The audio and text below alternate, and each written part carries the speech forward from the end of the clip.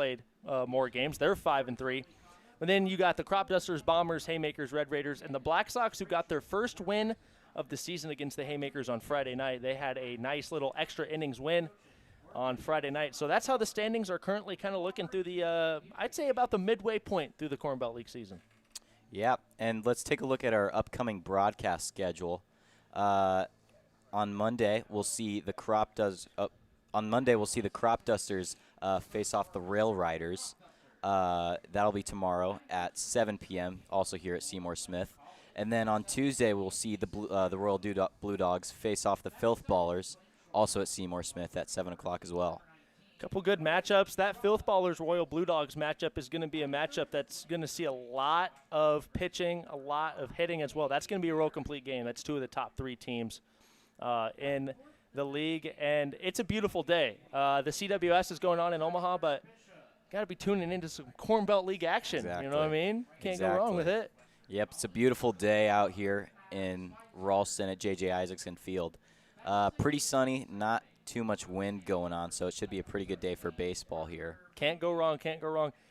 You never know what you're going to get this time of year with the storms. You could get a lot of storms, thunderstorms, wind, cloud cover. This is ideal. We're going to get another one of those gorgeous baseball sunsets that we talk about all the time. Yes. And like you always mention, it's not an Ethan broadcast without a dog cam. And so I'm sure at some point we definitely will. We will get the dogs on camera tonight. And we'll probably bring up food at some point too. Without a doubt, because I'm already kind of hungry. It's inevitable. It's inevitable. It is very much inevitable. So we will take a quick break here, and we will be back shortly to start off this Sunday night game. This is the Cornbelt League Network.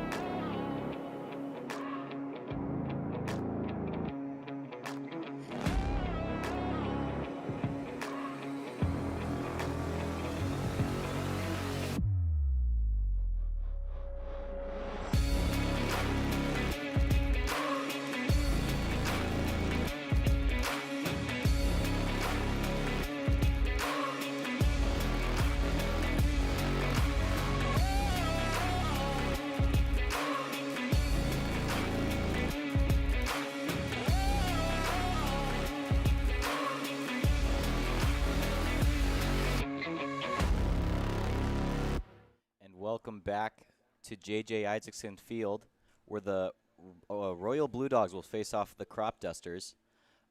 First at bat will be the visiting team, the Cropdusters, facing off the Blue Dogs. Let's go through this Cropdusters lineup here. Starting off, we'll have Andy Cisneros starting off the at-bat, and then will be Cody Zrust.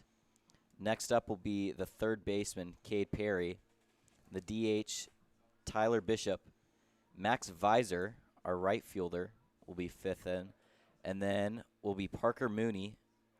Next will be Strezek in left field, Trevor Erger, and then to finish off will be Cole Geezer.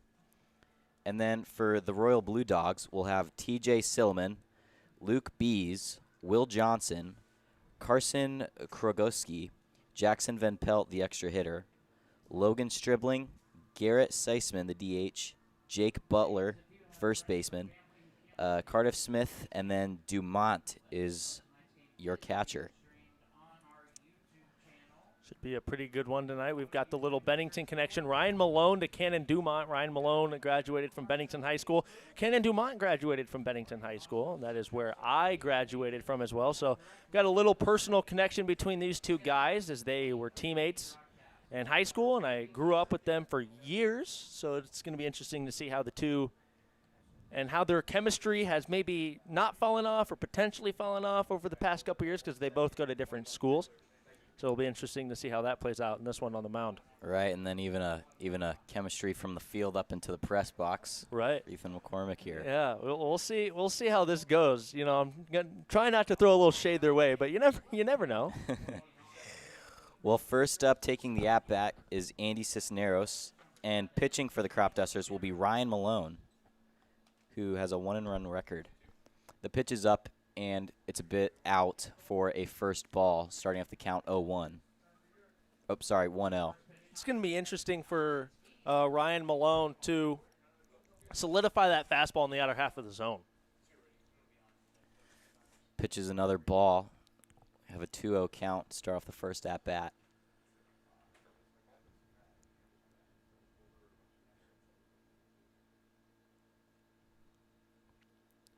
Malone pitches, and he watches that ball go by him again for a third ball.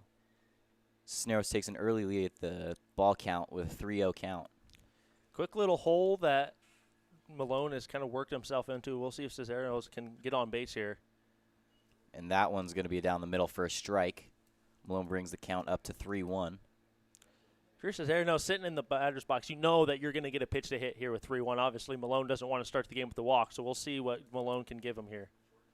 And he does take it out, and starting off our first at-bat for Cisneros will be a walk. That is about as ideal as a start you're going to get here for the Cropdusters. The Cropdusters, middle of the pack. We kind of talked about middle of the pack so far in the CBL standings for the 2023 season. They're going to have to really piece together some quality ABs here today, get some runs on the board early, and see if they can piece together a couple of multi-score innings. All right, and now with the man on first, Cody Zrust will take the at-bat, and that first pitch will be a strike.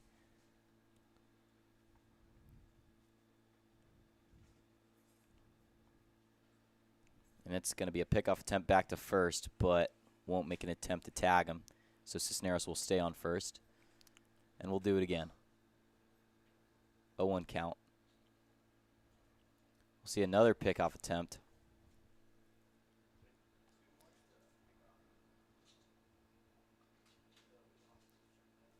Pitches up. He takes a big swing at that, but no contact. That'll be a strike.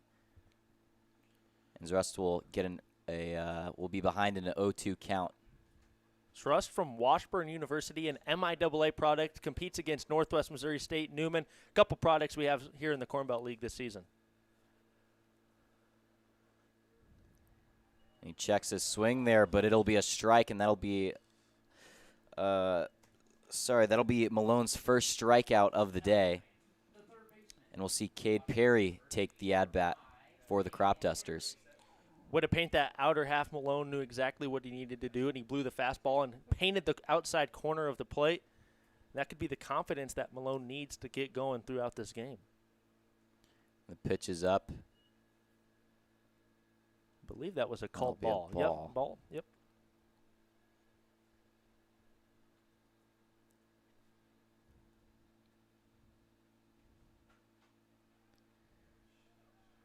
We'll see another pickoff attempt to Cisneros on first, but he will still be safe.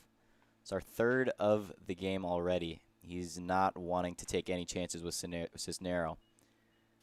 And that will be another ball, 2-0 for Perry. Cade Perry is also a Washburn product. Interesting fact about Washburn. Washburn's mascot's the Ichabods. The Ichabod is actually the name of a 18th century higher class citizen. And that pitch will bounce out of the catcher's hand, and Cisneros will take first to second for stolen base, and the count is 3-0.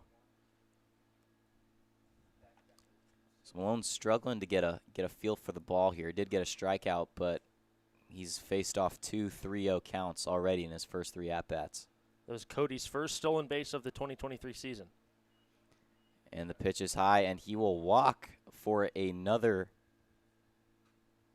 batter walked, and now we will have a man on second and first for the Cropdusters.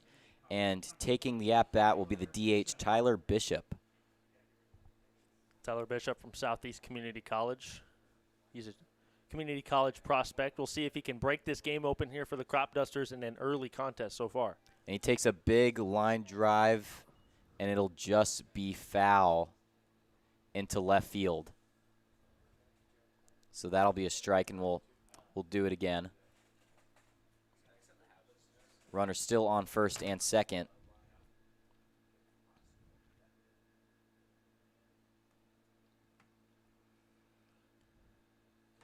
Malone needs to come with his best stuff here on this at-bat. Can't afford to have another base runner. Pitches up, and it'll be a strike. 0-2 count. That's what Malone needed after having 2 walked batters. If we give him back a little bit of drive.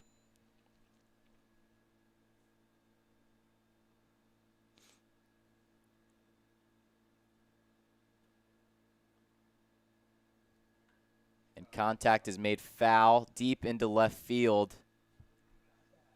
And he's not going to get to that one. Looked like Rogalski had a chance to make a play on that ball. The ball just dropped on the warning track here in foul territory. I wonder if maybe he lost it or he thought the wind was going to take it out. But the flag out in center field is standing pretty still. There's not a lot of movement going on out there on that flag. So maybe just a little misplay out there in left field. Yeah, I'm not really sure. Based off his body language, it looked like it was going to go out of the park, but it just sat about 20 feet in front of him, so I'm not really sure what happened there either. But we'll do it again. It's an 0-2 count for Malone. Facing off of Bishop, DH, and we'll reset here. Still got runners on first and second, so Malone's got to keep his eye out.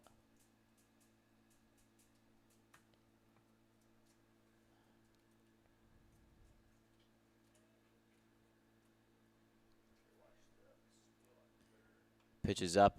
He fouls that one up. Catcher tries to track it down, and he cannot pull it in. Back-to-back foul balls that could have easily been caught, but they were not able to be hauled in. And that's a tough play for Dumont behind the plate. The ball, you have to catch that ball over your shoulder, over your head. You don't know exactly if that's going to get carried out, run you into the fence, play you a little short, but those are plays that you eventually do have to make, but those are still very tough plays because it could really take you in any 3 to 4 different directions. So we'll have another 0-2 pitch here with 1 out in the inning in the top of the first. Pitch is up, and it's a big swing strikeout for Malone. Bishop will walk back to the dugout, and that'll be 2 outs on the inning. Still have a man on first and second. And now taking the at back is Max Pfizer, the right fielder. From Northwestern College, Max Pfizer is batting .200 on the year. He's got a couple hits so far in the 2023 campaign. That'll be a strike from Malone. Start off the inning with 2 walked batters and 2 strikeouts. Hopes to close this one out.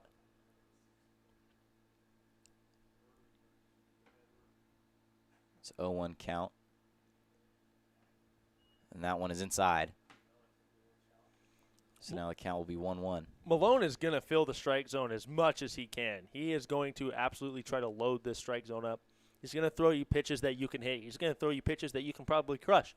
You just got to be really disciplined up there at the plate, and you got to have a watchful eye for what he's about to throw. Malone pitches that one down in the dirt.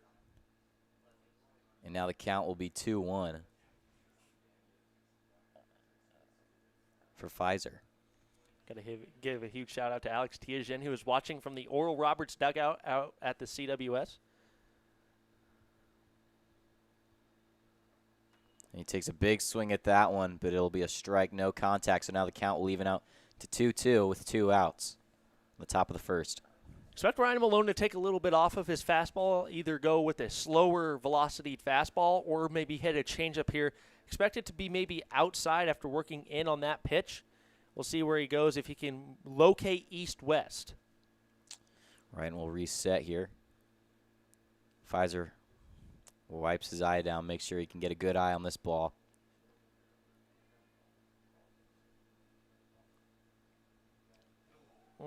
Pitches up, and it is low.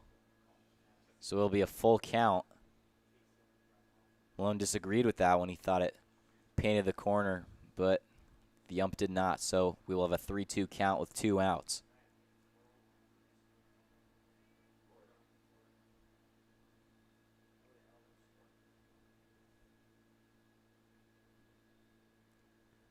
Pitches up and swings, and it's no good. It's a strikeout, and that'll end the top of the first inning. With a man on first and a man on second, Malone is able to close out to the top of the first. And we'll switch sides here. We'll see the Royal Blue Dogs take the at-bat with the Cropdusters in the outfield. This is the Cornbelt League Network.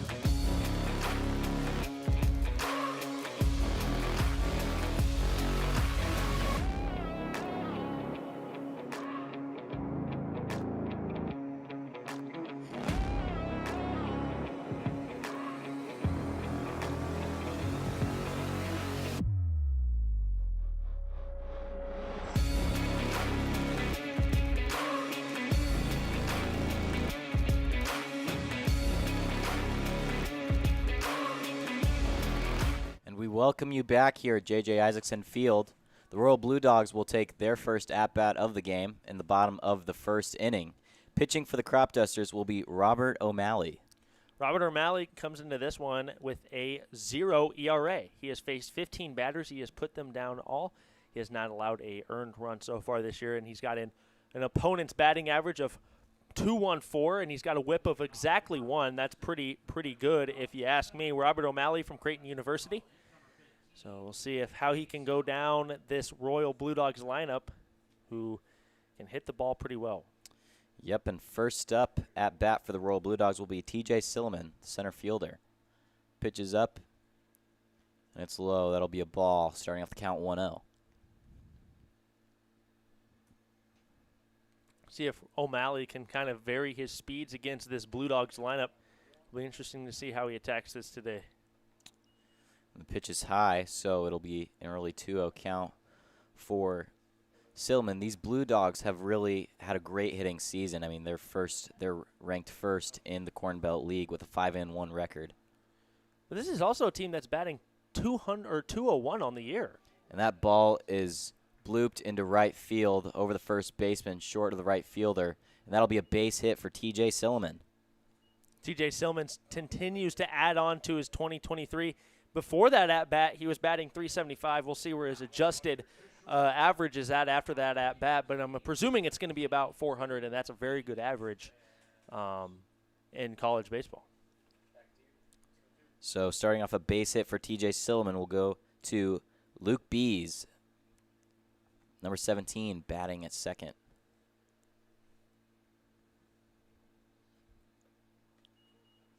And that'll be a strike for O'Malley, 0-1 count. Just caught the outside part of the plate. It looks like the strike zone today is going to favor more outside compared to inside. And pitchers are going to kind of learn that after the first inning, and they're going to start attacking that outer half of the plate. O'Malley eyes down first. The pitch is up. Hits that one to O'Malley, drops it, and he'll get to first. He'll push Silliman to second, and that'll be a hit. That's a real tough play. That's going to be ruled a base hit. That's a real tough play for your pitcher. That's also a real tough play for your middle infield. The base runner got a really good jump towards second. It's just a chopper of a ground ball that kind of splits the 1 to 4 gap over here. That's a real tough play.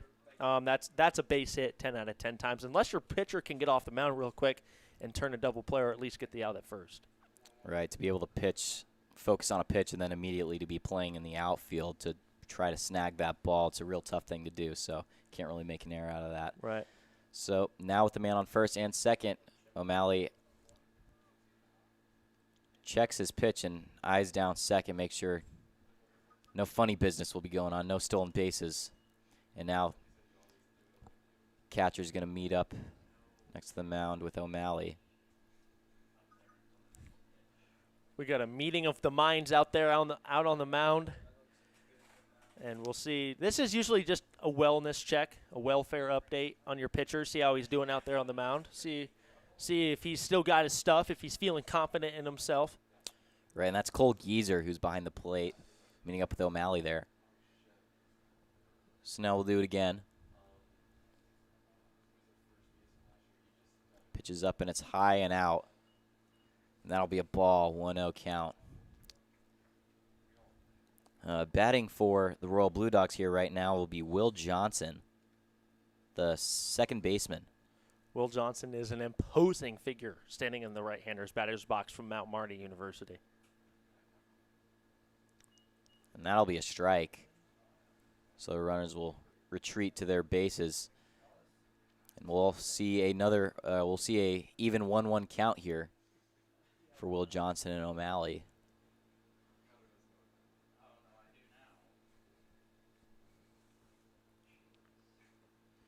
Lying down second. Pitch is up, and contact is made into center field. We'll put the squeeze on it. Silliman will run from second to third, and now we got runners on the corners. We've got Bees on first and Silliman on third. And now batting for the Royal Blue Dogs will be Carson Kriguski, who wasn't actually he wasn't actually planned to have played today. It was going to be Samuel Peterson, who not sure if he was sick, but he's not able to be here today. So it'll be Carson Kriguski, and he'll be playing in left field today too. Yeah, Pearson was scratched from the lineup. No show today. Wonder if he's doing okay. But yeah, we got Kriguski batting in the 4-hole. That pitch is out, so it'll be a 1-0 count to start off for Krugolski. Runner on first, runner on third. 1 out. So a little bit of wiggle room here for the Royal Blue Dogs to hopefully haul on a run here in the bottom of the first. Kind of surprised we haven't seen Bees run to second yet and take that free bag. This would technically be a defensive indifference here. You've got to think that the Blue Dogs would want to take advantage of that and get 2 runners in scoring position with 1 out. And he will run to second, and he'll get that stolen base. And now we have runners in scoring position, as you just said, Ethan, second and third. You're a psychic. I'm a psychic. It's just, played baseball for so long, you kind of understand the game, and you kind of feel like you can predict what happens before it even happens. But, yeah, that's right on cue. So now runner on second and third. Krugolski takes a swing at that, and he'll foul behind him. So the count will now even out to 2-2 with 1 out in the bottom of the first. 2-2, O'Malley can really throw you anything here. He's got a pitch to work with, although he doesn't want to work a full count because that puts a lot of pressure that you don't need on the pitcher. Real interesting to see where he can locate this pitch and if he wants to give him a chance to get this ball potentially in play. Just now in the 2-2 count. O'Malley will reload here against Krugolski. Pitches up, takes a big swing at that, and he will be struck out as he walks back to the dugout. So now there are 2 outs, runner on second, runner on third for the Royal Blue Dogs. Hoping to haul in a run here early in this game. Next up is the extra hitter Jackson Van Pelt, the southpaw, who will take the at-bat. Gotta love a little southpaw action. Cleanup hitter will maybe offset, but he pitches it back to second baseman, who thought he would have had an easy out. It looks like he wasn't really paying attention there, but he dodges the tag, and he will be safe on second. Bees caught a break right there. O'Malley had him sleeping. He was sleeping on a Tempur-Pedic out there. He was so asleep. I mean, I don't know how you don't get him out there. That's tough. And O'Malley put his hands on his head, and he throws a high pitch over his head there. He was really shocked he wasn't able to get that easy out and close out the inning, but I don't really understand what happened. The shortstop wasn't really paying attention, but yeah, he really could have just had an easy out there. So he pitches and he fouls that one back behind him into the fencing. Geezer gives him a new ball, and we'll do a 1-2 count here with 2 outs in the bottom of the first.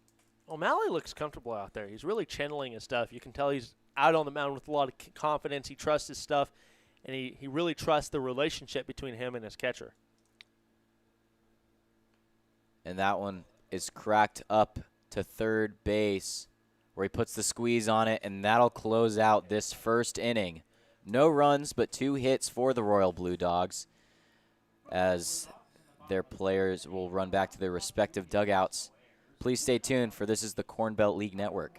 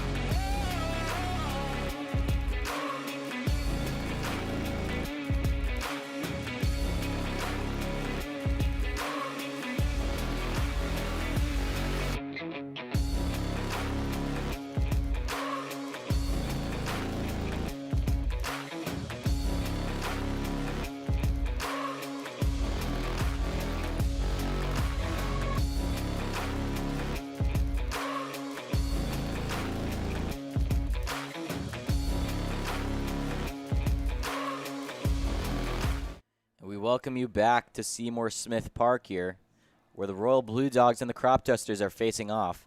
The Cropdusters are next up at the at-bat. They'll start us off in the top of the second. Batting for the Cropdusters will be Parker Mooney, the second baseman.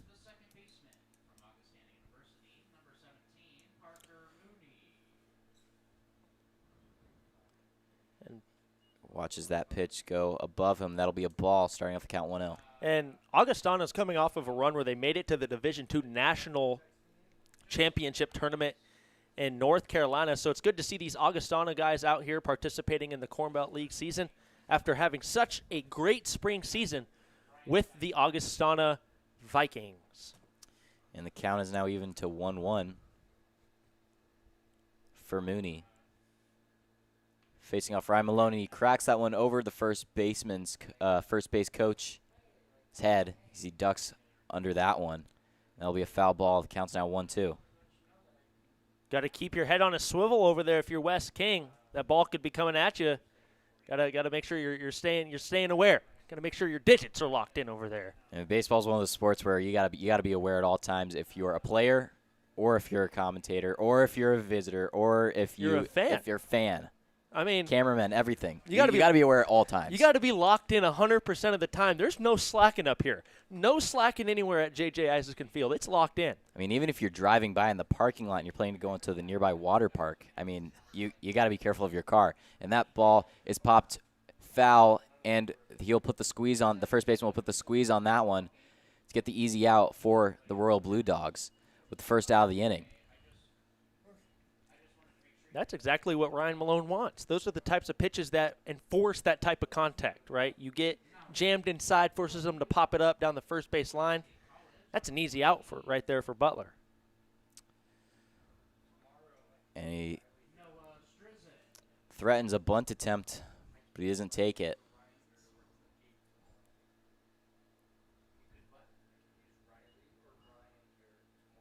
So Malone will pitch again. The count's 1-0 with one out on top of the second.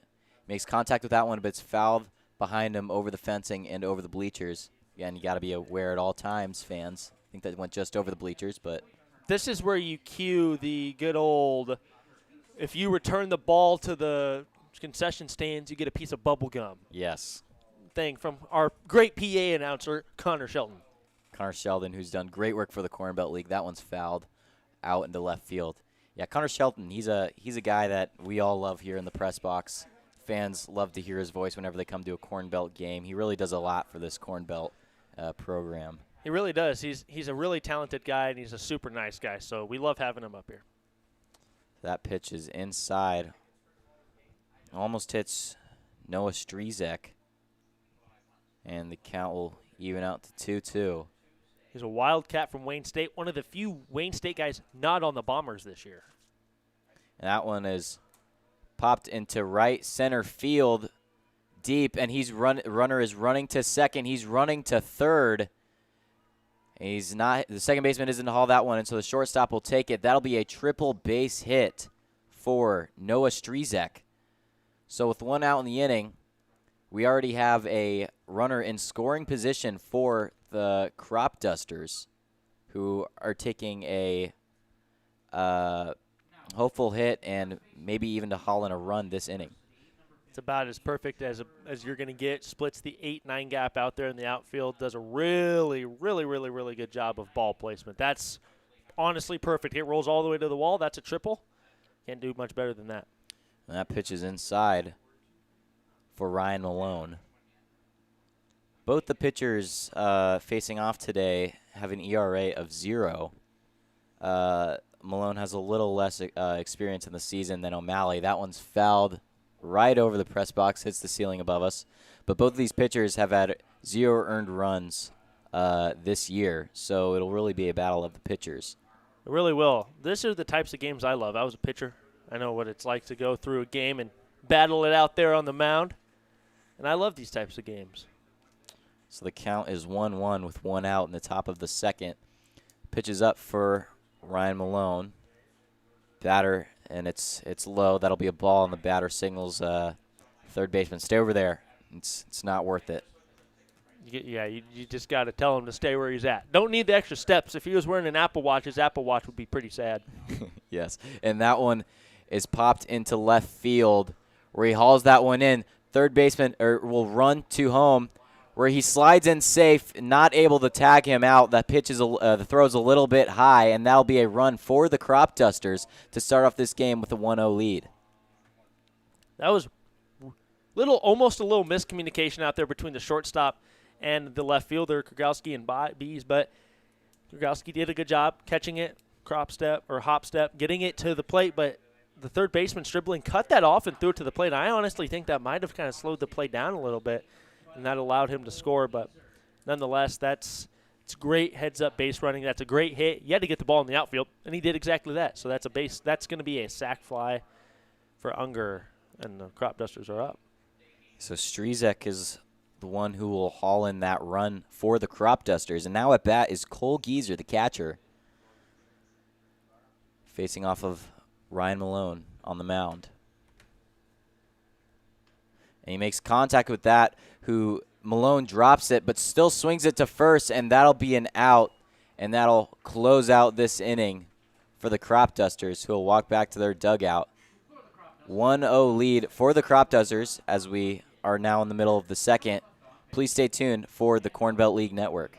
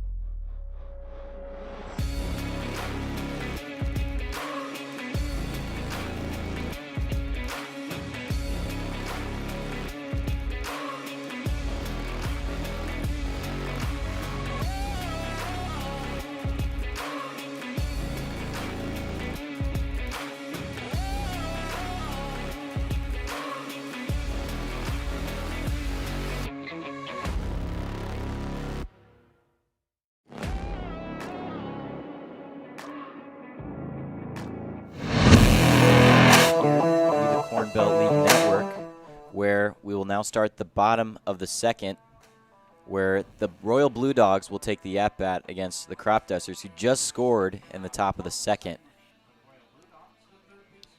for a sack off of a sack fly. It was Noah Strizek who was able to pull in the run for the Cropdusters to take the early lead. So now O'Malley is pitching, and that will be a strike, as it is Logan Stribling who's at bat, who took the swing at that one. The pitch is up, and Stribling will take another big swing at that. Still no contact, so it'll be an 0-2 count for O'Malley. Do have to apologize. Our graphic on the screen is flip-flop. The Cropdusters should be on top, and the Blue Dogs should be on the bottom. But yeah, that is our apologies. So it is the bottom of the second, but the Blue Dogs are the ones at bat. So now the count is 1-2 for Stribling. So Stribling will take another big swing at that, but no dice, as he will walk back to the dugout. That's a strikeout for O'Malley. And now we will see Garrett Simpson, the DH for the Royal Blue Dogs, take the at-bat. Quick little note. So they do an around the horn on a strikeout where the catcher throws to third throws to second throws to short throws to third. That was the cleanest looking around the horn I've ever seen. That was nice. That would make any baseball player very happy. The Cropdusters might they should argue for an extra run for that then. They will have to win an end of the season award for that. Okay. I will present that. That was beautiful. Well, I'll keep in the back of my mind what is the cleanest around the horn that I've seen. So that was actually the name of our podcast, which will be coming back hopefully next week. We will get that podcast back up and running, and we will give you a June Player of the Month award showcase. And Garrett Simpson takes another big swing at that one, but no contact, so it'll be a 1-2 count against O'Malley here, who's been pitching pretty well this game so far. I mean, it's only been one inning, but he seems to have a lot of control on the mound. Well, that pitch is out, but the count is now even to 2-2. You mentioned control out there on the mound. I would completely agree. He's been showing a lot of control, a lot of determination, a lot of confidence out there on the mound. And this is what an ace looks like out on the bump. So that pitch is high and out. It'll be another ball. The count is now full, 3-2. Facing off of O'Malley facing Garrett Simpson, the DH. Taking a low stance. Simpson takes a swing at it and no contact. That'll be another strikeout for O'Malley. Again, showing his control on the mound. There's now 2 outs with no men on any bases for the Cropdusters. And it looks like he's just got a simple 3-pitch mix. He can go fastball, changeup, and maybe drop a slider in there. And he's doing it very effectively. He's working his location. He's not hitting the same location twice. He does a good job mixing eye levels, and he's really looking really dominant out there. So O'Malley pitches that inside, and he'll swing at that one. That'll be a strike, 0-1 count. In the batter's box is Jake Butler, the first baseman for the Royal Blue Dogs. And that pitch is high and out. So that'll be a ball. Counts now 1-1.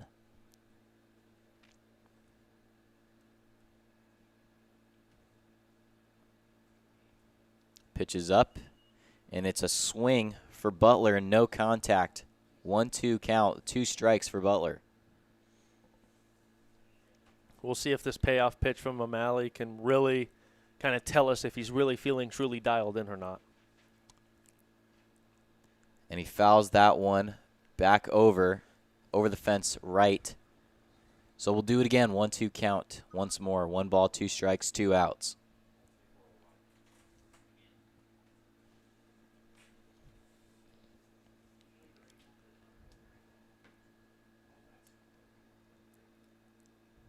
Pitches up, and he fouls that one over to the bullpen out of the park here, and we'll do it again, 1-2 count once more. Good job by staying alive by Jake Butler. He's been putting the lumber out there, and he's been forcing O'Malley to really work deep into his bag. He takes a big line to that one. That'll be foul once more, but Butler is just not struggling with not making contact here. He's putting contact on most of the pitches, and even though it's a 1-2 count, I believe this will be the 7th pitch at bat for O'Malley for this batter here. That was crushed. That ball was very close to staying in play. That ball was demolished down the left field line. So Butler takes a low swing at that one, but it'll be another strikeout for O'Malley, who's able to easily close out this inning for the Cropdusters with no base hits here. So we'll switch sides here. The Cropdusters will take an at-bat here, going back to the top of the 3rd. We are the Cornbelt League Network, and we'll see you shortly.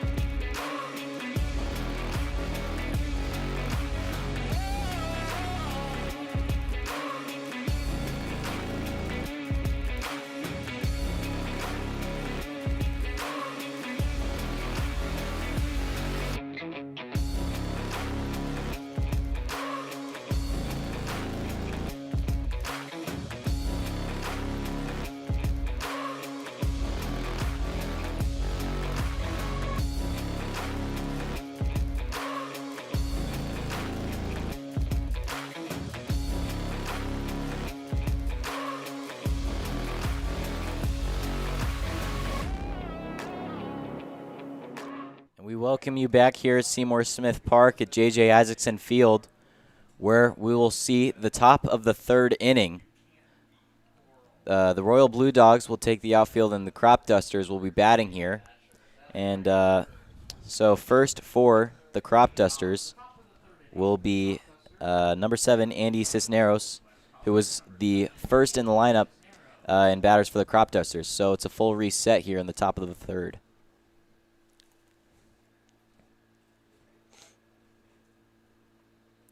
That pitch is high for the man on the mound, Ryan Malone. So we'll start off the count 1-0. He's going into his third inning of work, and he's only given up that one run and that one hit. And that'll be a strike there, 1-1. Yeah, Malone is, although giving up one run and one hit, he still has also shown a lot of control. Not as much as we talked about O'Malley having for the Cropdusters, but he's seeming to have a pretty decent day here for the Royal Blue Dogs. And that will be a ball. So we'll have 2 balls, 1 strike, 2-1 count with 0 outs.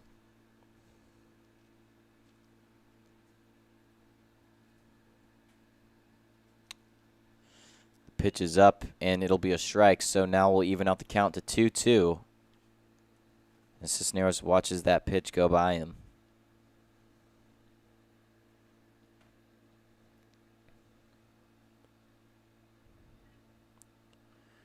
And he fouls that one short and behind him. Catch will grab the one back, and we'll do it again. Another 2-2 count on the top of this third inning. The College World Series, Florida's up 5-1 on Oral Roberts in the top of the 5th. So that as Florida, who's got arguably 2 of the best players in college baseball, or 2 of the top college baseball players. That ball is lined into right field, but it'll be just foul. So we will do another 2-2 count, but really good contact there for Cisneros. A very deep ball that, just outside the foul lines, that could have been a big hit for the Cropdusters. But we'll do it again. It's another 2-2 count.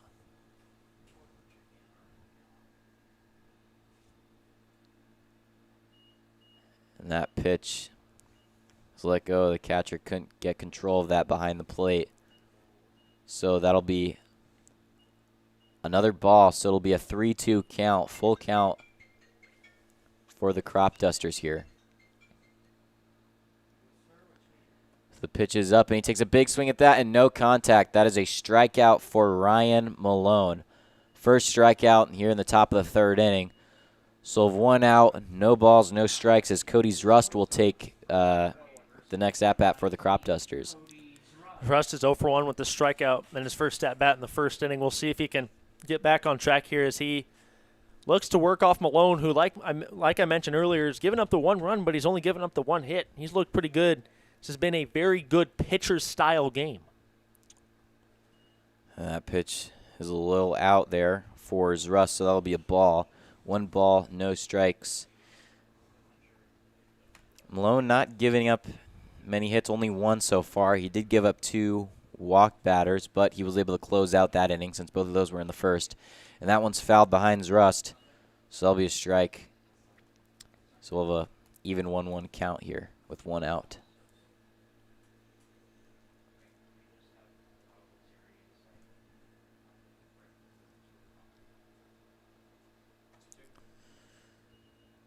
That pitch is a little inside. The ump stares that one down. So that'll be another ball. 2-1 count for Malone here against Rust.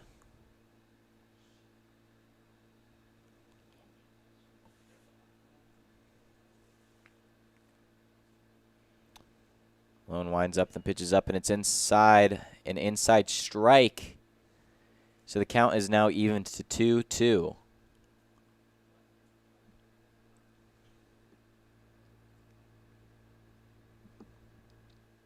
Slow wind up for Malone, and he makes short contact to the second baseman, who swings that to first, and Blue will call him out. So that'll be the second out of the Cropdusters. A close call there, and it's indeed an out. So now we will see Cade Perry take the at-bat for the Cropdusters, and Malone will hold off another hit, which, closely could have been, but it was not. So now we'll have a 0 ball, 0 strike, 2 out situation here.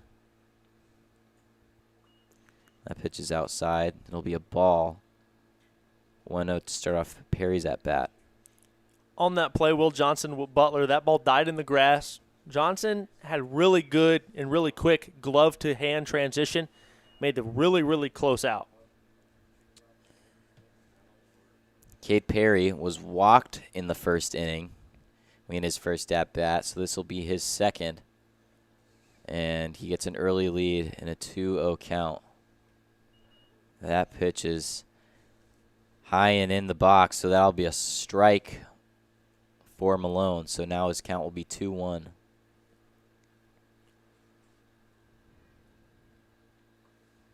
That pitch is inside. So it'll be a 3-1 count for Perry here.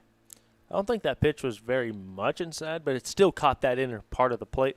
We'll see if Malone can kind of respond here and give one of his best pitches. Right, and Perry cracks that one to the third baseman, who slings it to first, and Perry kind of loses faith in his ability to get a base hit there as he will accept the force out on first. So now players will run back to the respective dugouts, and we'll go to the middle of the third inning here. And we will see the Cropdusters take the outfield, Royal Blue Dogs take the at-bat. This is the Cornbelt League Network.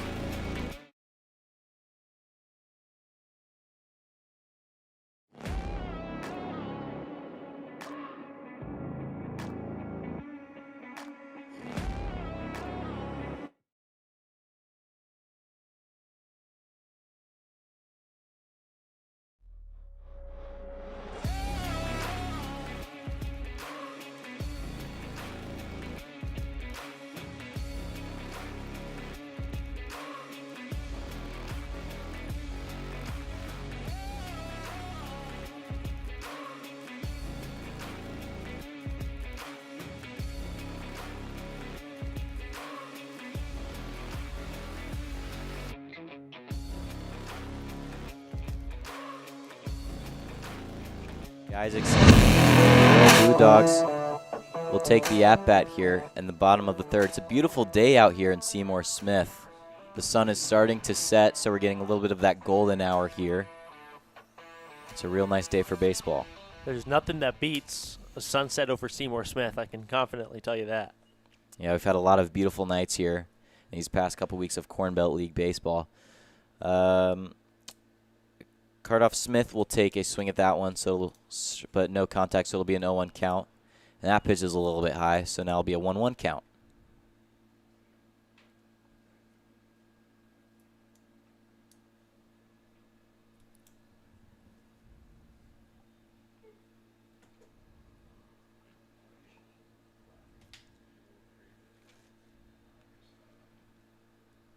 O'Malley winds up, tries to check his swing there, Smith, but he is not able to. And it's actually, Clayton Lewitt, who is batting for the Royal Blue Dogs, who tries to check his swing there but makes no contact. So that'll be a strike, 1-2 count. Takes another swing at that, and he will be struck out by O'Malley.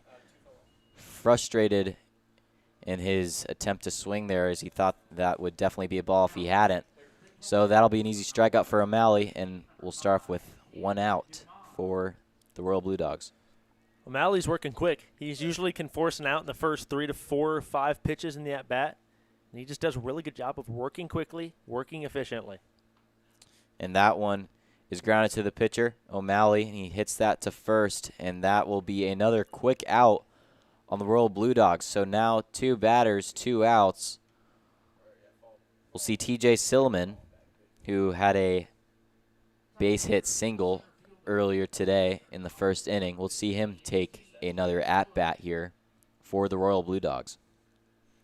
Pitchers can field, too. He got off the mound quick, and he ran pretty much 3/4 of the way to the first baseman there to deliver the ball nice and confidently with that underhand toss. So Robert O'Malley is dialed in right now. And that one is grounded to first. That's a very close play. He's going to call, the ump on first is going to call that one foul. It was a very close call there. So it'll be a 0-1 count for TJ Silliman, and he'll take the batter's box again. I That's extremely close. I mean, that ball was dribbling on the line, but I think it just did hit the line. We might have to go to review. We might have to call the officials from New York to review that one. Yeah, here at the Cornbelt League, we have lots of access to the New York officials, so we'll do that, get a good look at it. And TJ Silman evens out the count to 1-1. We've got a rigorous replay system here at the Cornbelt League. That pitch is inside. It'll now be a 2-1 count. It goes through a couple levels of testing, right? It goes through different levels of review. First it goes to Connor, then it goes to us, and then it finally gets approved by Casey up here. And Silliman takes a big swing at that. No contact, so now it'll be a 2-2 count with 2 outs.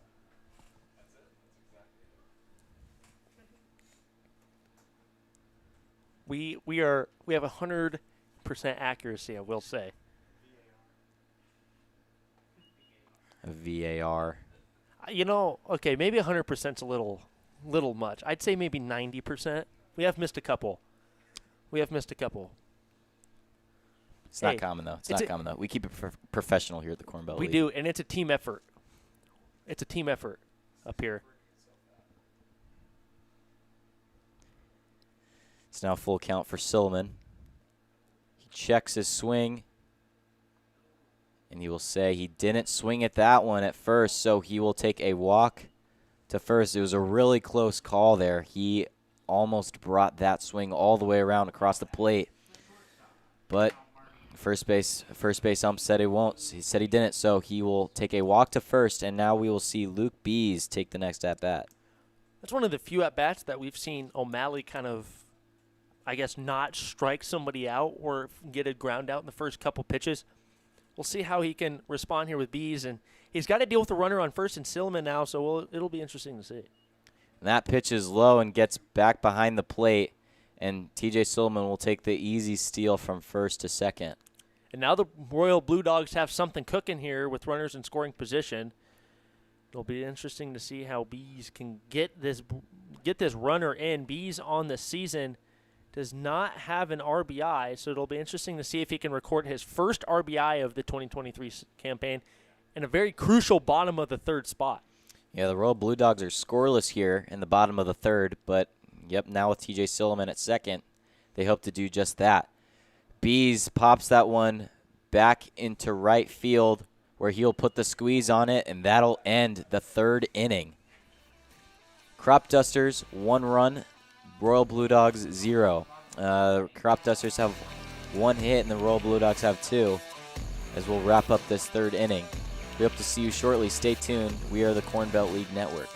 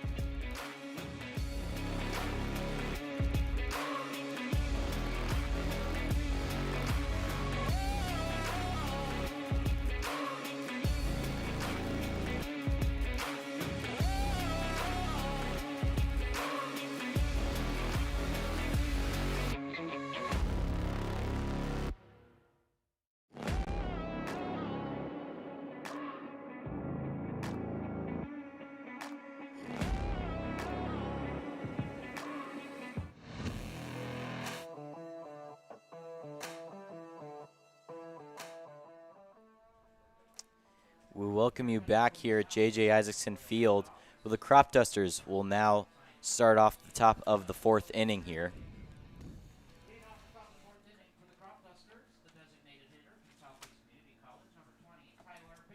Tyler Bishop, the DH for the Cropdusters, will take this at-bat. And that first pitch will be a ball.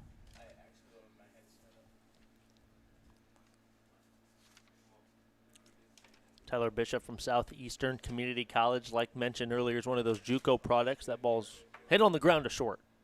And short swings that high to first, and that'll be an out against Tyler Bishop. So the Royal Blue Dogs will get an early out here at the top of this 4th inning. Both pitchers are working effectively in the first 4 pitches of the at-bat. That's when they're really showcasing their best stuff. They can get an out in the first to 4th pitch, and that's really kind of moving this game along.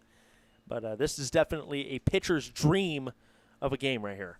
Right, and that pitch is low and out against Max Pfizer for the Cropdusters. So the count will be 1-0. And he takes a swing at that one with no contact. So now the count will even out to 1-1.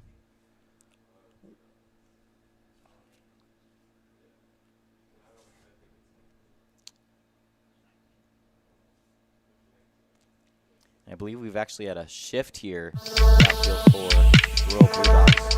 It is Logan Stribling who's now pitching in the top of the 4th. Correct. Yeah, we see Logan Stribling, and then we'll see Warner move over to 3rd for the Royal Blue Dogs.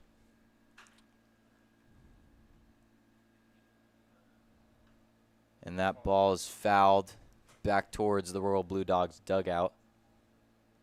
And it'll be a 1-2 count for the Royal Blue Dogs. They took out Ryan Malone to put in a little shift around for Logan Stribling now on the mound. But Ryan Malone had given up his first earned run of the season and a hit in his 3 innings today. Hunter Warner takes Stribling's spot at 3rd. Hunter Warner from Edison State Community College out of Ohio, Piqua, Ohio. Nice little jaunt for Hunter Warner to Omaha, Nebraska. That ball's blooped over second to center. And he'll get a base hit for the Cropdusters. So now the Cropdusters have a man on first, and now taking the at-bat will be second baseman Parker Mooney. Parker Mooney, the lefty working on the righty. This should be advantage hitter. Takes that first pitch and skies it. Skies it to center field where he puts the squeeze on it. So Max Pfizer will stay on first. And that's a quick 2 outs for the Royal Blue Dogs here. Next up is the left fielder Noah Strezik, who hit a base hit triple at his first at bat in the bottom of the second, or sorry, the top of the second, and he was able to haul in a run, and that's why the Cropdusters here have a 1-0 lead.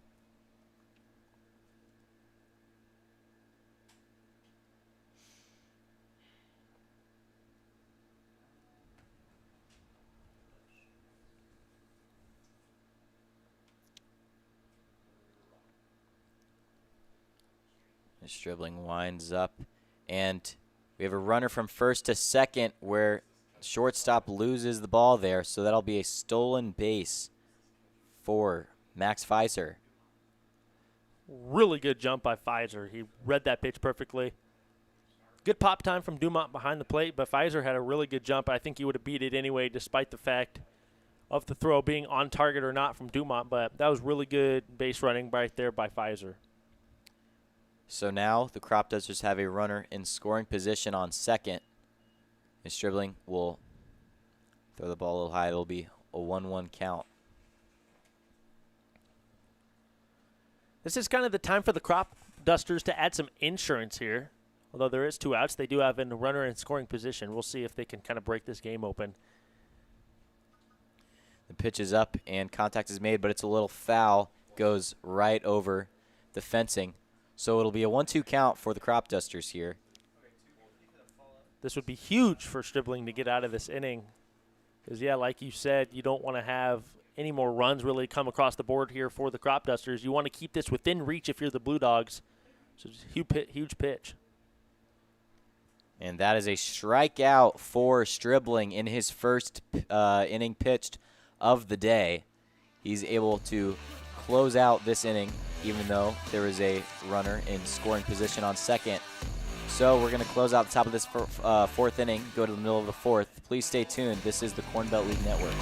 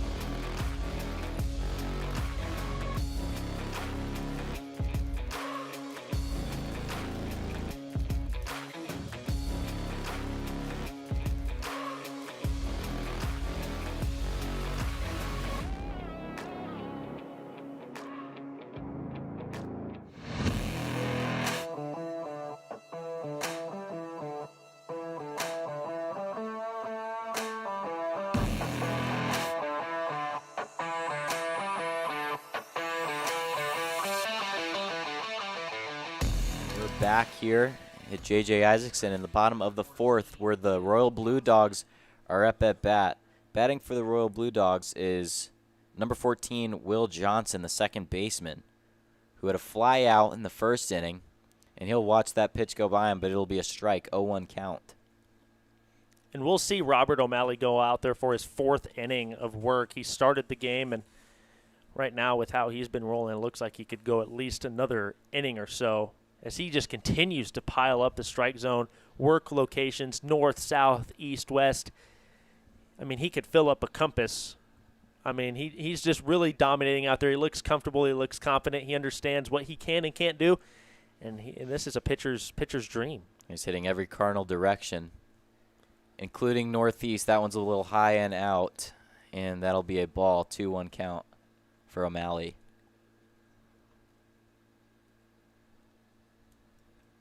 O'Malley hasn't gotten himself into a lot of these counts. He's usually been 1-2, 0-2, 2-2. So we'll see. Right, a lot of strikeouts and groundouts for O'Malley. So that one is fouled right over the catcher's head, so the count will even out to 2-2 for Will Johnson here, who's hoping to make something happen for the Royal Blue Dogs, who are currently down 1-0 after giving up a run in the top of the second to the Cropdusters off of a sac fly, and that is a strikeout for O'Malley once more. Johnson will walk back to the dugout, and that'll be another strikeout for O'Malley, who, like we said, is showing so much control today. A lot of groundouts, a lot of strikeouts here. So it'll be the top of the fourth, 1 out. That was the fifth strikeout of the ball game for O'Malley, as we're keeping a running total up here. He's had 5 strikeouts on the day, and he has yet to allow an earned run. 6, that's my bad, 6 strikeouts. So O'Malley will face off Carson Krogolski. And Krogolski will take a big swing at that one, but no contact. It'll be a strike, so the count is now 1-1 with 1 out on the inning. No runners on the bases, not an uncommon sight here for O'Malley. He hasn't seen too much. He's only given up 2 hits, but no runs tonight. Krogolski going with the no batting gloves. Look here, he's going with the old school no batting gloves. Just grip it and rip it. And that pitch is a little high.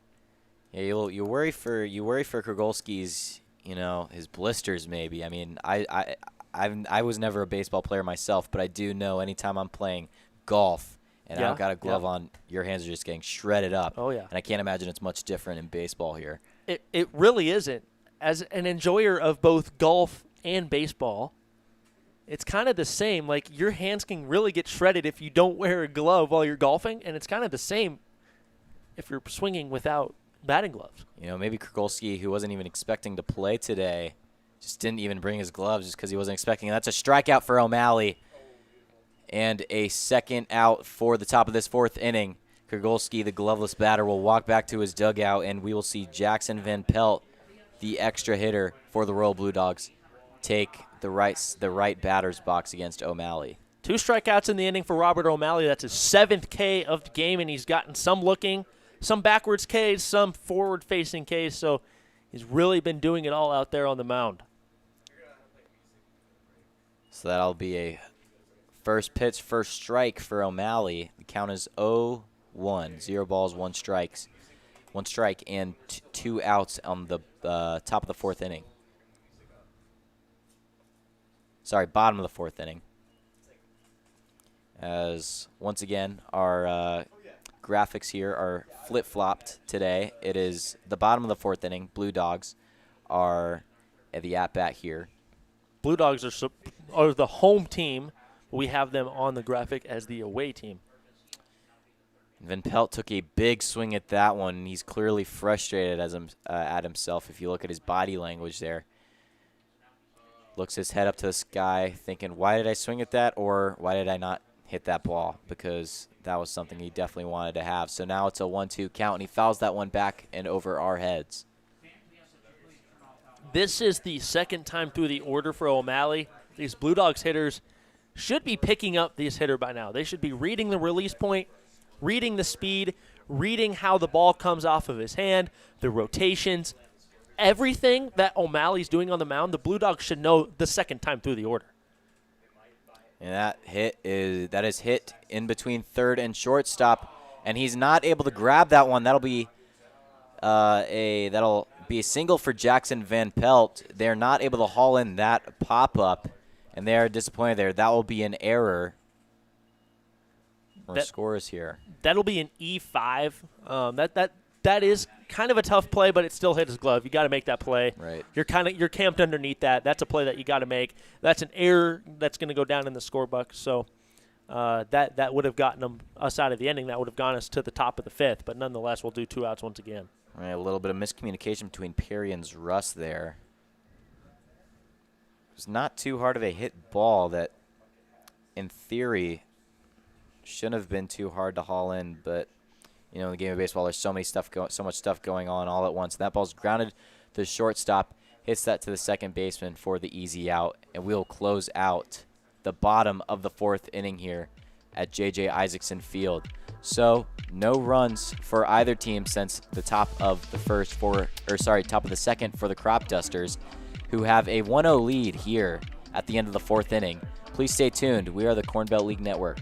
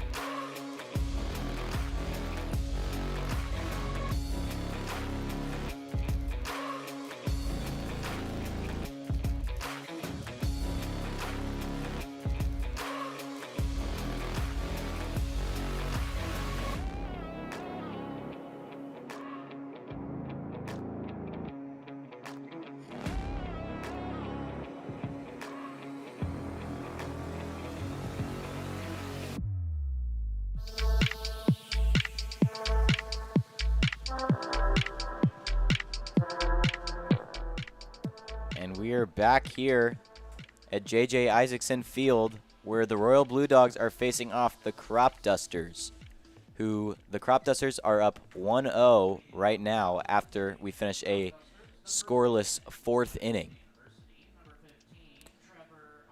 I'm going to knock on wood, but this has been a very fast-moving game where we've been playing for about an hour and 5 minutes, and we are through 4 full. So flying through this game, majority is done. That ball is grounded past the pitcher into second base, swings that to first, and that'll be an out. Early out for the Royal Blue Dogs, who, aside from one run, have showed pretty good defense tonight. So that's going to be an interesting ruling. That's a 1-4-3 double or put out right there. Hit off the pitcher, goes to the second baseman. Second baseman gets the out at first. Excuse me. That's a 1-4-3 put out on a ground ball. It's a pretty uncommon put out there. You don't really see that very often. Pitcher, second base, first base.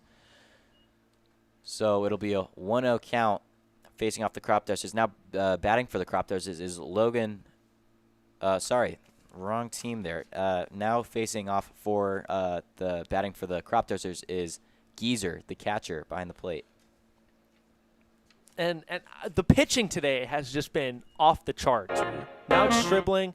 We saw Malone go 3 full innings of really good work. We've seen O'Malley go 4 full innings of phenomenal work. And now we see Stribling out there loading up the strike zone, forcing contact. It's truly a sight to see. And for many people who aren't baseball fans, you know, you look at the score, we're almost a majority of this game is wrapped up. 4 innings played, a 7th inning Cornbelt game. But the score is 1-0, so many people who aren't fan of baseball in general will think, well, you know, this is a boring game. It's 1-0. Yeah. But, you know, you really got to watch more than just score and runs and home runs. Agreed. You got to watch a battle of the pitchers, and that is an own story within itself. I would completely agree. You know, pitchers are kind of what makes the game go, and these pitchers have been phenomenal today. And that ball is popped straight up, and Stribling will haul that one in, and that'll be a pop out for Geezer. So now, quick 2 outs, top of this 5th inning. So we'll go back to the top of the order. It'll be the center fielder, Andy Cisneros. Andy Cisneros from Golden West College, based out of Huntington Beach, California. That is over 1,500 miles away from Omaha. So he had quite the trek to get here. It's a public community college in Huntington Beach, California. And that's something really special about the Cornbelt League. You know, it's a local summer baseball league, but we are really able to haul in players from all over the country. You know, we've got players that are staying here in Nebraska, but we also got players, you know, from states like California, you know, all over the Midwest, but also on the West Pacific coast too.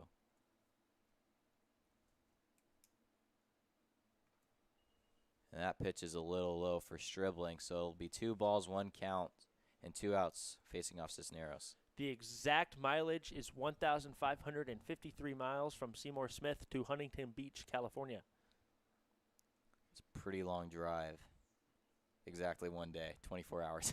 That is exactly 1 day. That is a very long trip. That is a 3-hour and 15-minute flight with plane tickets starting at $286. I'd make the trip. I'm not sure. I think I might have to research Huntington Beach a little bit more if I'm willing to sacrifice $286. Is there a beach there? I mean, if your name is Huntington Beach, you got to have a beach, right? I really hope so. I mean, some names are misleading like that. You know, we've got Mount Crescent pretty close here, which is not a mountain. It's a ski resort, quotes, but it's really just a hill. So, you know, sometimes names are misleading. So we may just have to go out there to Huntington Beach to find out for ourselves. Cornbelt trip. Yes. The count is now full for Stribling. 3-2 count with 2 outs. And he'll watch that ball go by him. Cisneros throws his bat back to the dugout, and he'll take the walk there to first. So now Cody Zrust will take the at-bat. That's a really good at-bat. Stribling's been locked in so far. You know, you can't expect Stribling to be perfect out there, but this is the opportunity for the Cropdusters. You got the top of the fifth. You got the top of your lineup here. You got your two-hole hitter. So this is the opportunity with 2 outs. You got to get something cooking here.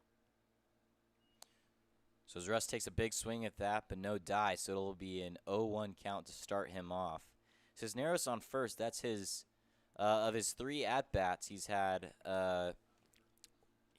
one walked base, a strikeout, and another walked base. So 2 of his 3 at-bats, he's been walked to first. And Stribling attempts to make the pickoff attempt there at first, but he will not be able to tag Cisneros in time. And that pitch is a strike, so now we'll have an 0-2 count.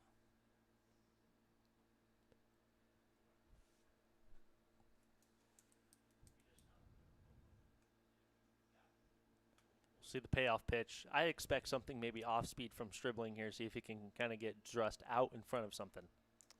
And we'll have a runner, Cisneros, from first to second. He will make it in time. They're not able to grab that ball in second base, but whether he would have been able to grab it or not, he would not have been able to catch Cisneros' speed. So now he will be at second base in scoring position, and we'll still have Cody Zurst at bat with a 1-2 count with 2 outs at the top of the fifth. I thought the pitch was almost in there for a strike. It looked like it was in there, but the umpire decided it was not.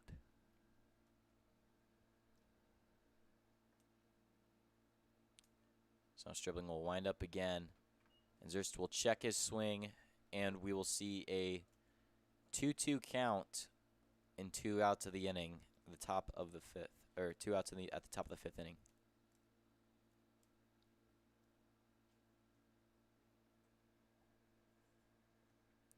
The pitch is up, and it is high, so now the count will be brought back up to full. Zurst has shown a great eye here. Taking 2 swings and then watching 3 balls go right by him. So he'll bring this count back up to full in a time when they need it with 2 outs here in the top of the 5th. And Stribling will watch himself there as he's about to wind up for the pitch, but notice Cisneros is getting one too many steps off a second for comfort, so he'll do it again. And that pitch is high and inside near his face, so he will walk to first. And now we have men on first and second. Zurst on first, Cisneros on second. So now Cade Perry will take the at-bat here. Cade Perry, like mentioned, from Washburn University, can break this game open. Looks like Stribling might be starting to lose command of his fastball. That was a good at-bat from Zurst, though. Started 0-2, went from 0-2 to 1-2 to 2-2, 3-2, and then he took ball 4 high and inside. That's exactly what you want to do. We have a meeting amongst the minds out there on the mound. See if head coach Vern Husty can go out there, calm his pitcher down, control him. You've only got to get 1 more out, and you're going to the bottom of the 5th. So you got to just kind of calm him down, rebuild confidence, see if he can work against Cade Perry, which Cade Perry, if I'm not mistaken, is either 0 for 1 or 1 for 1 today in this ball game. So it'll be interesting to see how he attacks Cade Perry. Cade Perry is an intimidating presence in that batter's box. Goes to Washburn University. He plays in the MIAA. Cade Perry, 6'4", 210 pounds. He's from Elkhorn South, so he's got a little bit of that Class A baseball. And we've got a new pitcher out there on the mound. I believe that will be Logan Lappe Brinkman, who will be taking the mound.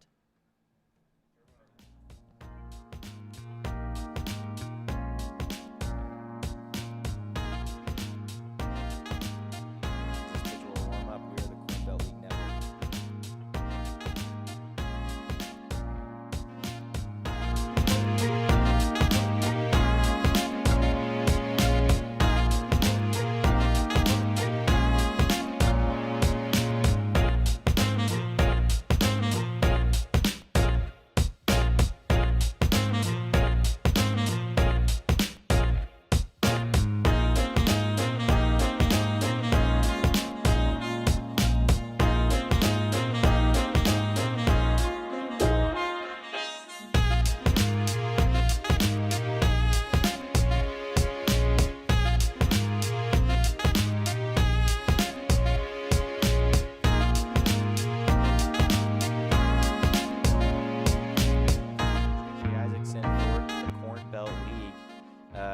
I misnamed the new pitcher for the Royal Blue Dogs earlier. It's actually Cardiff Smith who will be taking the mound here.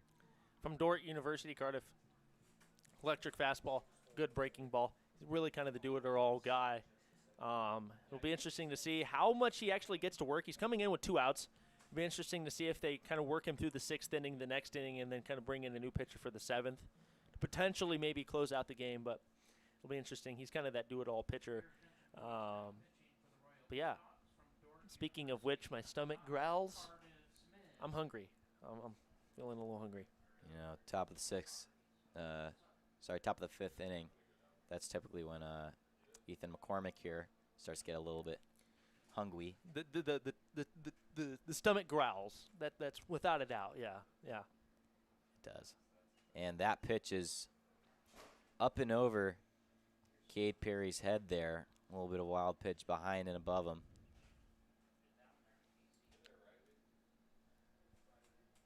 You know, I was fortunate enough to have a hot dog before this game. Oh man, that looked like a good hot dog. You know, I've always been a big ketchup fan for my hot dogs. Okay.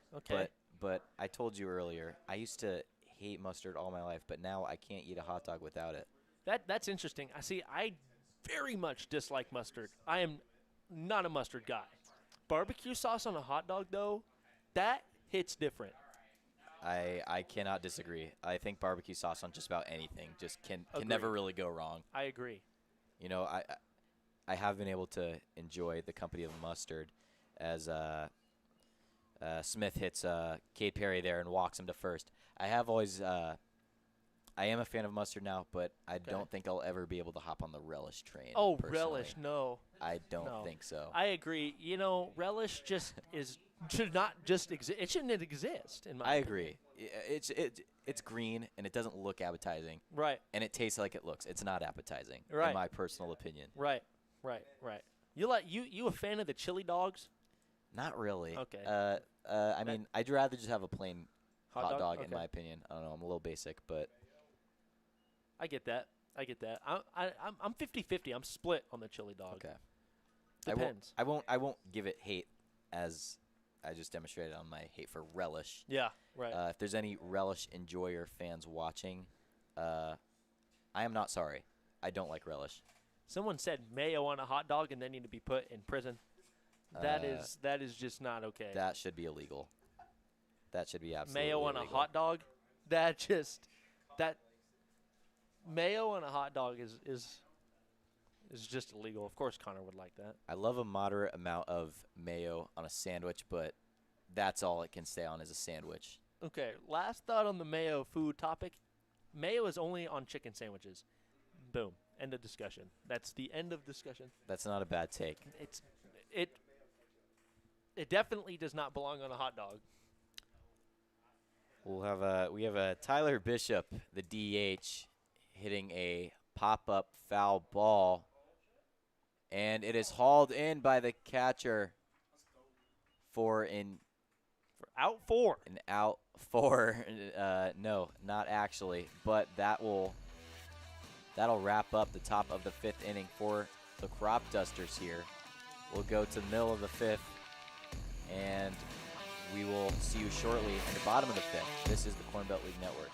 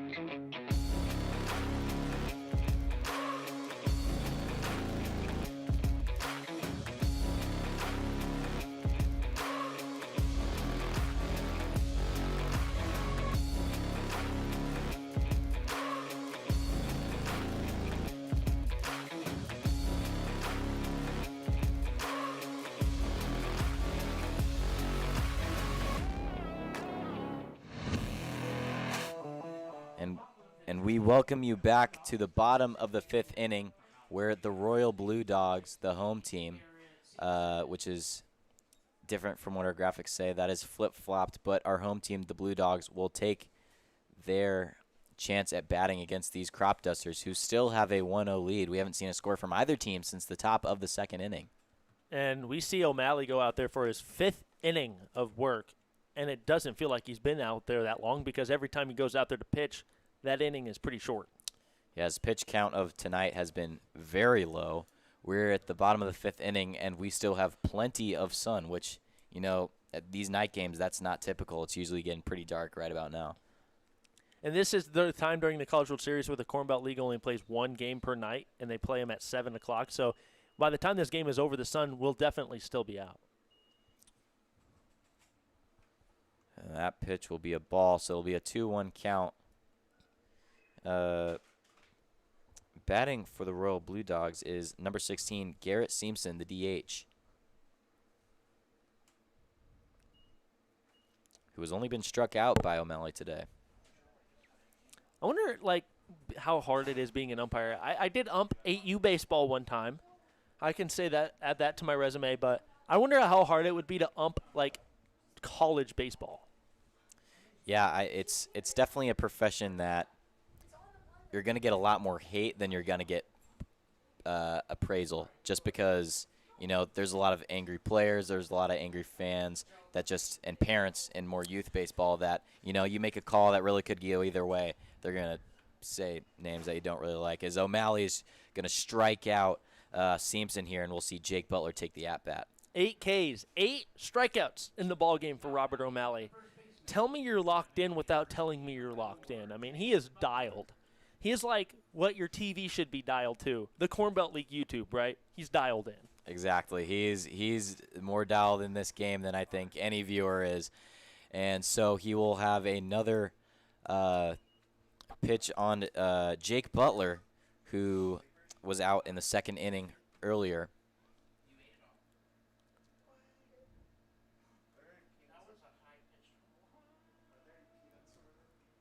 And that's a strike. He takes another swing at that one. That'll be an 0-2 count.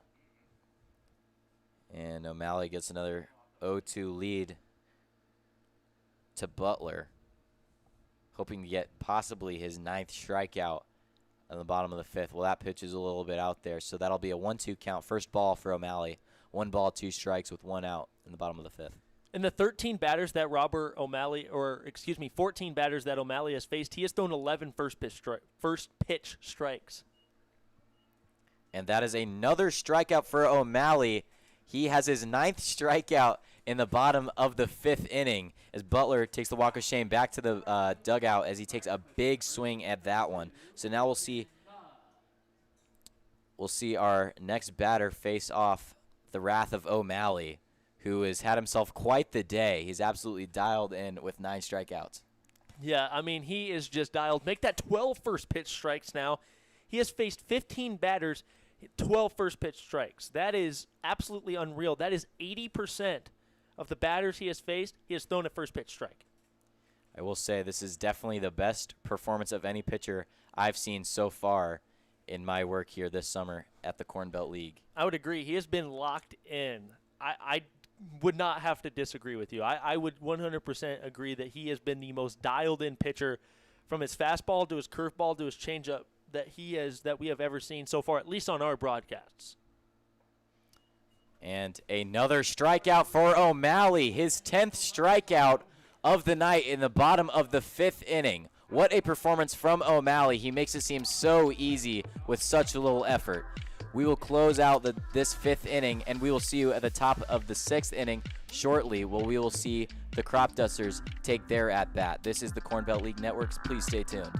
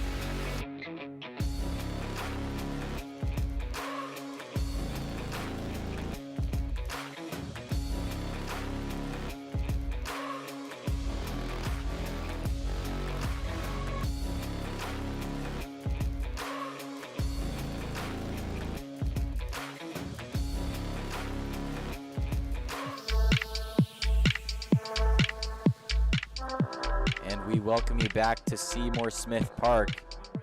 The Cropdusters will now take the at-bat against the Royal Blue Dogs after a 3-strikeout inning for O'Malley, the pitcher of the Cropdusters, who has had himself quite the night, one of the best pitching performances of the year.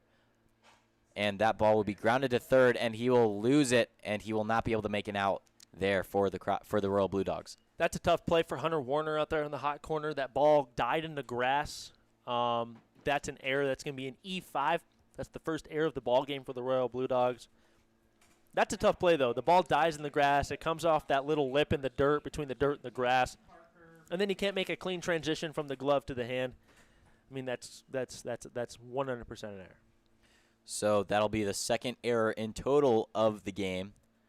1 E5 for both teams. 1 E5 for the Cropdusters and 1 for the Blue Dogs.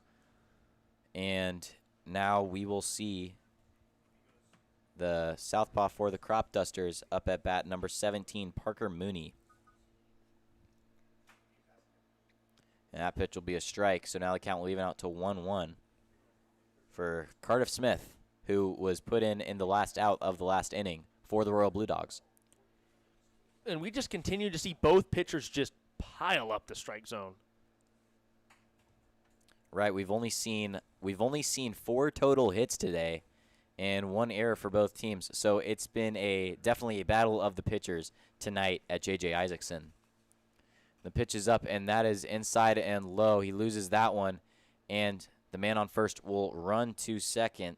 That is Max Visor with the easy stolen base there. So now he'll put himself in scoring position against the Royal Blue Dogs.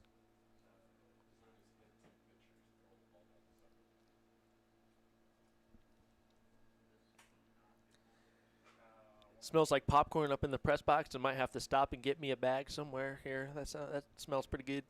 Well, this quick-moving game definitely could. That ball is lined deep into right field. It'll go foul, but he absolutely crushed that ball back towards the fence. So we will see ourselves face a 2-2 count here. Cardiff Smith against Parker Mooney. Couple notes. Parker Mooney took that ball high out of the zone. I mean, that climbed a couple ladders, steps on the ladder, and he took that one to right field. Also, Lewitt was on his high horse to get to the corner here to try to get to that ball.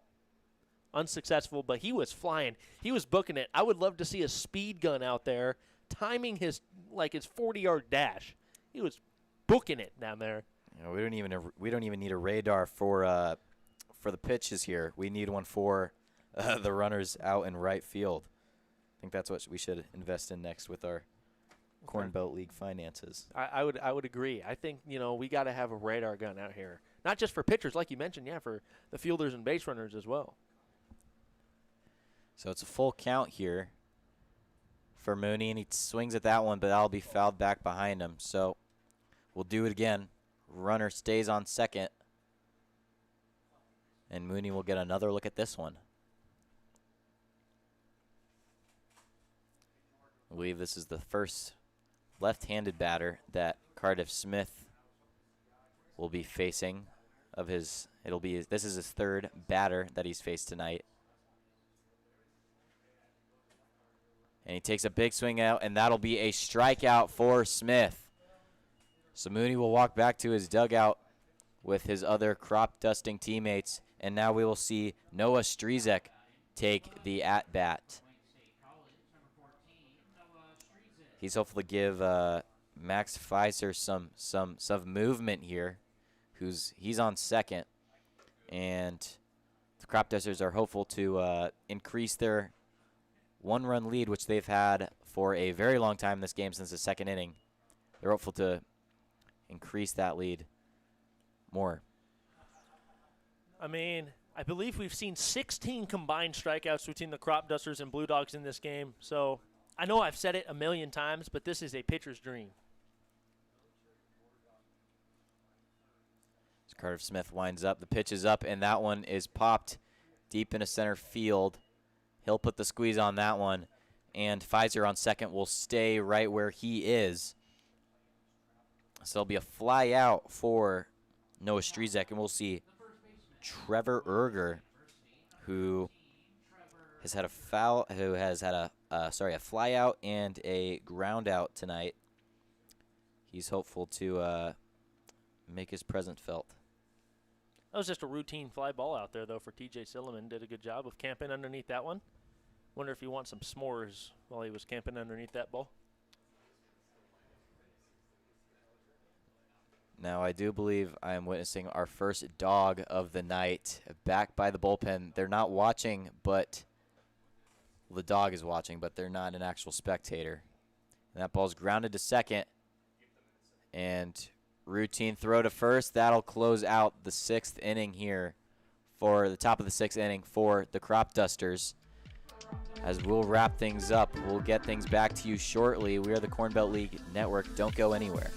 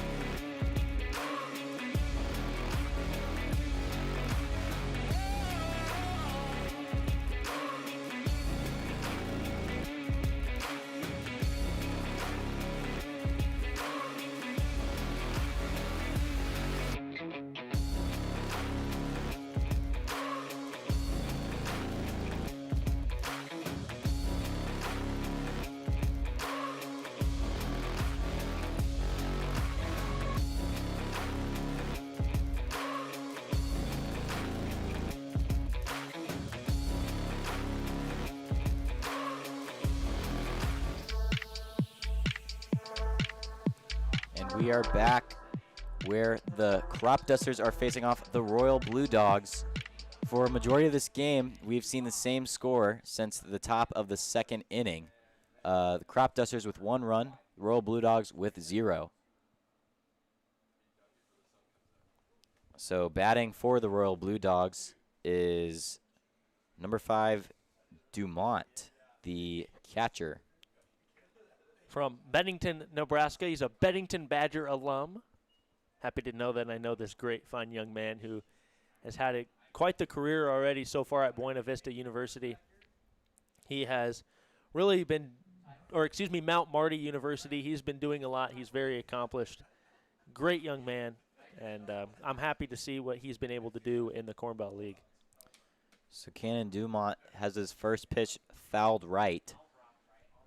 He'll take another look at that one. O'Malley is pitching for the Cropdusters here tonight, and he's had himself the pitching game of the year. He has had 10 strikeouts tonight. And I don't know if you could hear that on our back talk on our mics, but Connor Shelton just got sauce tossed and Randy Mossed up here. Connor Shelton is our PA, who we love and appreciate very much. And Cannon Dumont is able to get a base hit single after grounding to third on that hit right there.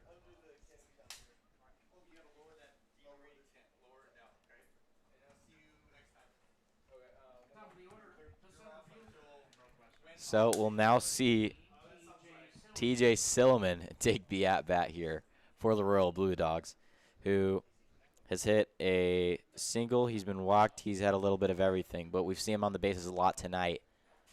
So with no outs on the inning, he takes a bunt, but it goes behind him, and it will be foul. So we'll retreat here, and it'll be a 0-1 count to start off Silliman's at-bat. With 6 outs left for the Royal Blue Dogs to get something done, they've got to kind of maybe resort to small ball night. That's exactly what you saw there, as Silliman had to lay down a bunt. Cannon Dumont might be stealing, might be kind of a hit-and-run situation on a bunt. You just got to be careful not to pop it up.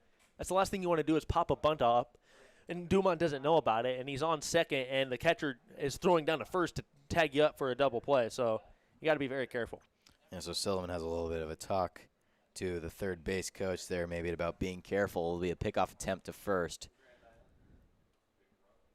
but everything will stay the same as Dumont is able to get back safely to first.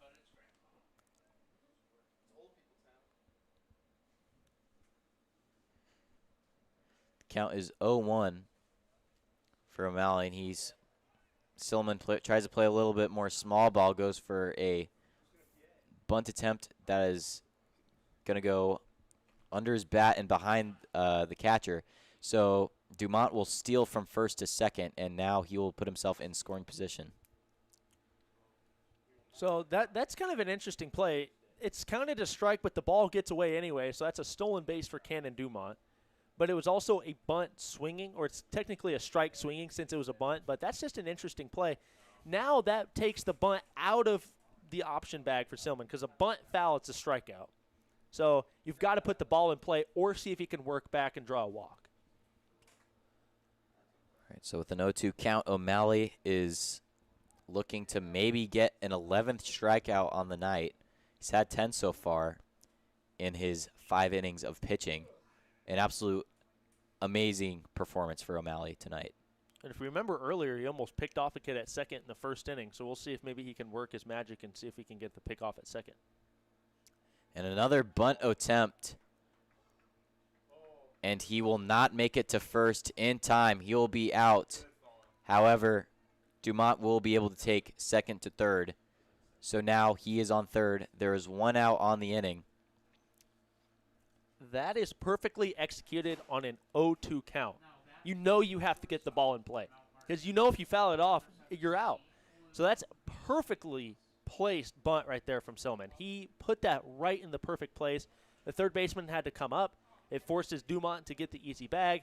And now you've got runner on third with 1 out, where a fly ball to the outfield could potentially score this game-tying run. We'll see what happens. Right, and that one for the Blue Dogs is popped up. And the first baseman is not able to put the squeeze on that one. A play that you absolutely need and love to have, but you are not able to haul in. The Cropdusters could have really changed the entire situation of this inning if they were able to haul that one in. They would have had 2 outs, and they would have felt a lot more safe about that man on third, but instead they'll stay with 1. I would have to agree. You know, that's a play that the Cropdusters needed. That would have taken the fly ball sack fly out of question. But now that, you know, you don't catch that, now it gives Bees a chance to go out there and just do it again. He's going to see more pitches here, and he's going to get a good read for O'Malley. So Breeze will hit that one in between center and right field. A blooper will have a runner come home, and the game is now tied 1-1. Royal Blue Dogs are able to score an inning in the bottom of the 6th after they haven't scored all game. And this is perfectly placed offense right here for the Blue Dogs. The bunt with an 0-2 count is in play, moves Cannon Dumont over. And then a missed pop-up on the first base line in foul territory by Unger. And then Bees does a good job of staying true on the next pitch and taking it out. Perfect. So Bees will put himself on first and tie up the game with that RBI there. An absolute picture-perfect start of the inning for the Royal Blue Dogs here.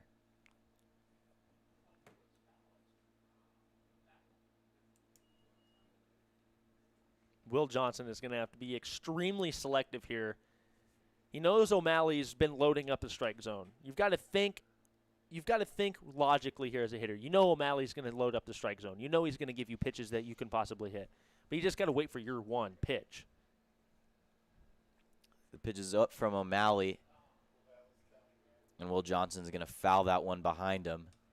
So the count will now be 1-2 with 1 out on the inning for the Royal Blue Dogs. These next 2 outs are arguably the 2 biggest outs of the game right here for Robert O'Malley. He's really been able to work through the first 5 1/3 innings really unbothered, and now he's feeling a little rattled with the runner on first.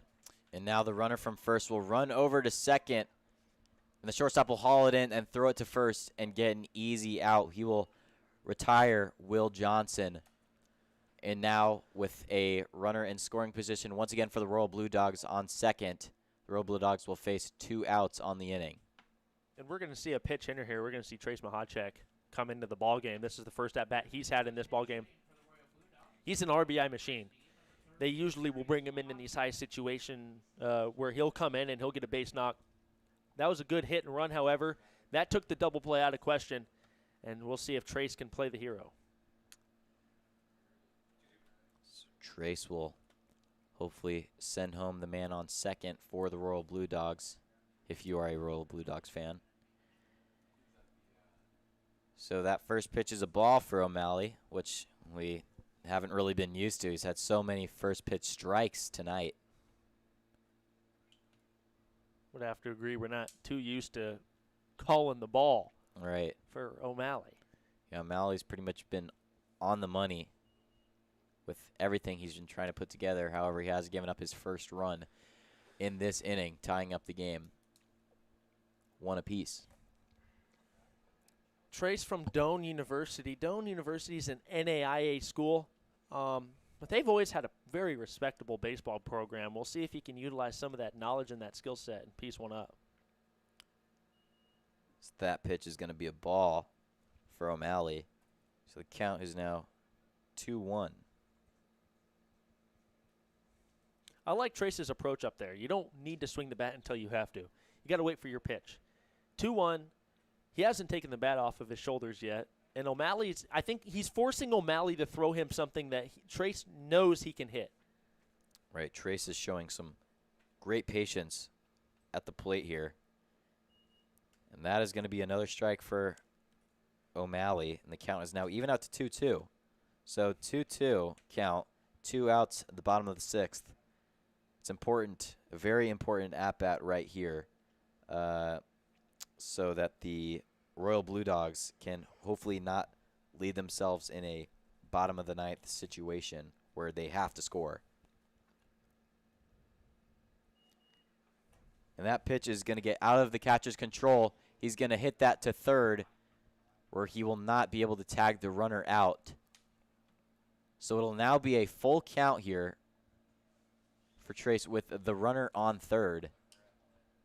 What a stop by Cade Perry at third. That was a run-saving pick on the throw down right there by Cade Perry. I mean, that's a play that may get looked at later on in this game, and we will think that saved the run. So now O'Malley is going to walk Trace. So now we'll have runners on the corners with 2 outs in the bottom of this 6th inning. The Royal Blue Dogs have really pieced together an inning that they really haven't been able to, acquire in these past 5. They've had a run, and now they have runners on first and third, one of which is in scoring position. So this is an inning that they are hoping to capitalize, that they've already done a fair amount of work on. Jackson Van Pelt can play the hero here. A base hit would be huge. It would give the Royal Blue Dogs the lead in this game, and he takes a big swing at that one, is not able to make any contact. So swing and a miss for Jackson Van Pelt. Jackson Van Pelt, pardon me, swung out of his shoes. He really wanted that pitch. That pitch is up and over his head. Ducks that one, saves the noggin, and now the count will even out to 1-1.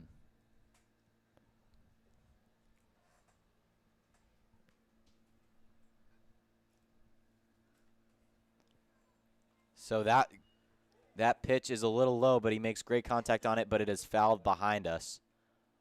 A loud crack of the bat for Van Pelt.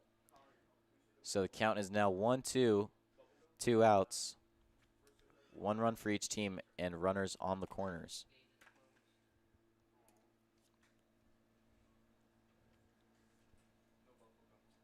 O'Malley attempts to pick off first, or he'll retreat safely. So he'll reset here. 1 ball, 2 strikes.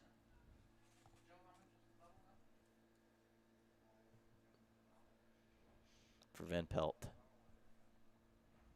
The pitch is up, and it's low. Van Pelt signals for Beast to stay over there on third. So now the count is even up to 2-2 with 2 outs in the bottom of the 6th.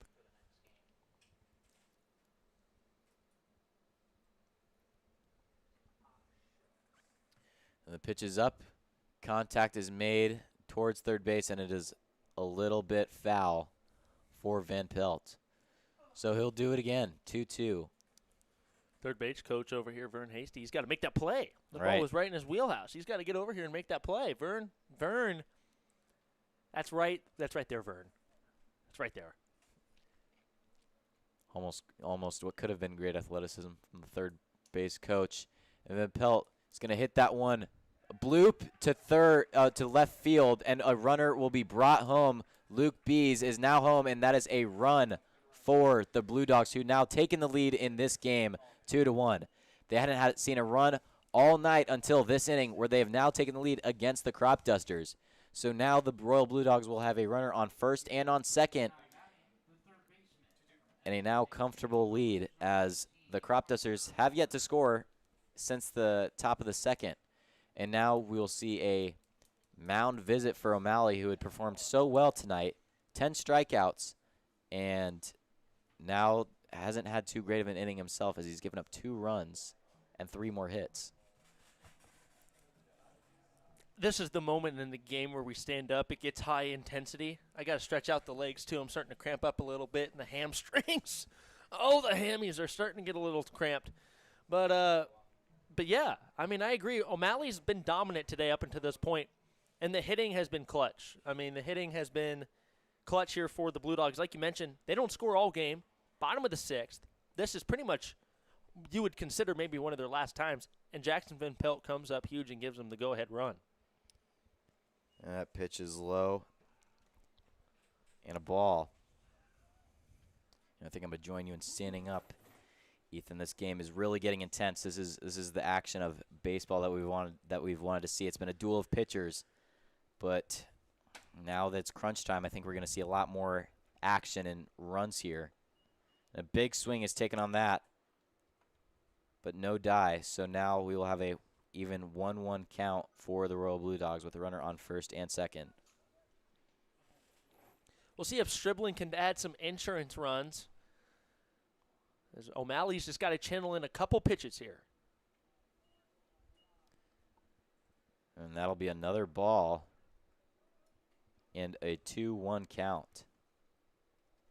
Good little crowd on hand here tonight for a beautiful Sunday night for college baseball.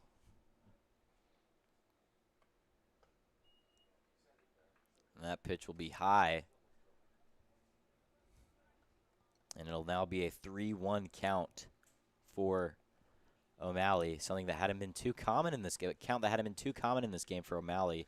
But now in this bottom of this 6th, he hasn't been able to keep his composure that he'd shown so much in the first 5 innings. And there's no one up in the Cropdusters bullpen. O'Malley's going to be tasked with finishing this game, and we'll see the head coach go out there once again to calm down O'Malley. But like mentioned, the Cropdusters haven't had anybody warming up in the pen over here, so it's not an option for them to bring in a new pitcher. So, as I say that, I eat my words. I eat my words like I eat my steak, medium well. So O'Malley will be taken out of this game into the dugout, and we will now see a new pitcher for the Cropdusters. And we will see you shortly back in the bottom of this 6th inning. Please stay tuned to the Cornbelt League Network.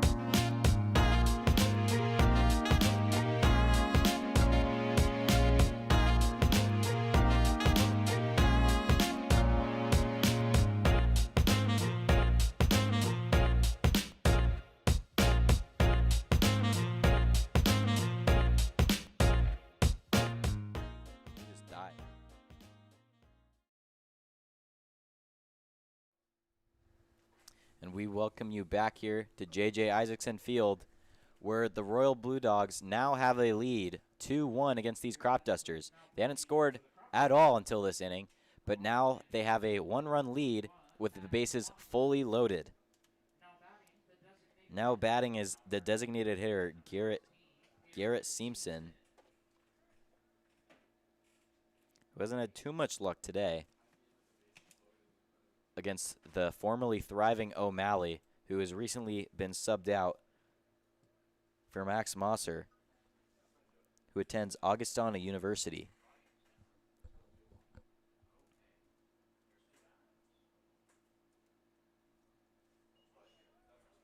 And that pitch is going to go behind the catcher, and that'll bring home a runner from third to home. The Royal Blue Dogs now have a 3-1 lead, and the runners will move down the line now with runners on third and second. Not a great start for this after this pitching change for the Cropdusters.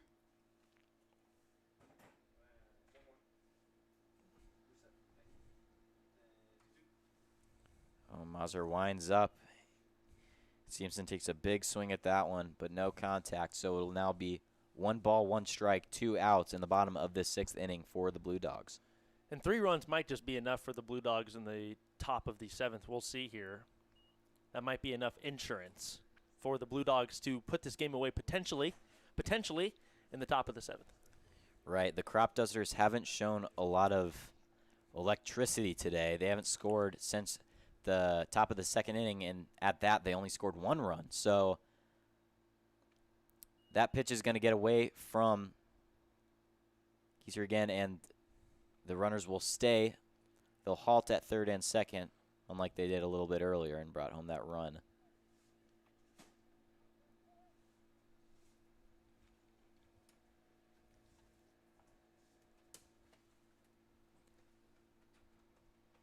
So it's now a 3-1 count for Simpson facing off of Mosser on the mound. Winds up, the pitch is up, and that'll be a strike. So the count is now full, 3-2 with 2 outs.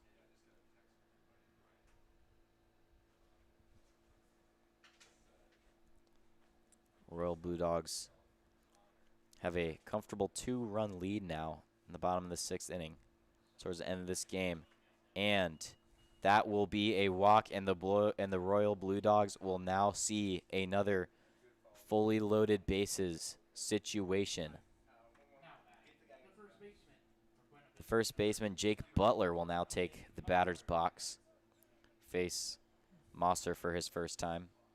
This could be, if Butler gets a hold of one, this could be a dynamite of an inning here. This would really kind of cap off how the Royal Blue Dogs have been able to come back. That ball's fouled up and over us. And tonight we're just really seeing the perpetual drive of the Royal Blue Dogs. You know, down all of this game, really. They, you know, didn't have much going for them, but they've just really put it together this inning. And if they can come together with a win, that'll be their 6th of the season with only 1 loss.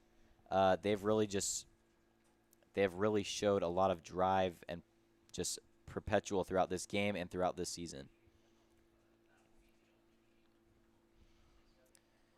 So that pitch is low as Butler checks his swing.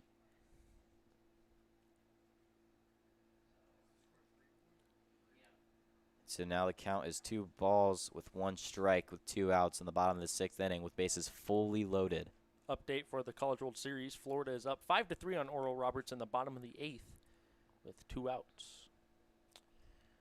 Oral Roberts is my team for this College World Series. I think a lot of Omaha natives feel the same. Butler takes a big swing at that, and that is an important strikeout for Mosser as he is able to close out the 6th inning that the Omaha Royal Blue Dogs have scored 3 runs on. He's able to close out a fully loaded bases situation, and the Cropdusters will return at bat and see if they can keep themselves alive in the top of this 9th inning. Please stay tuned in this tight game. We are the Cornbelt League Network.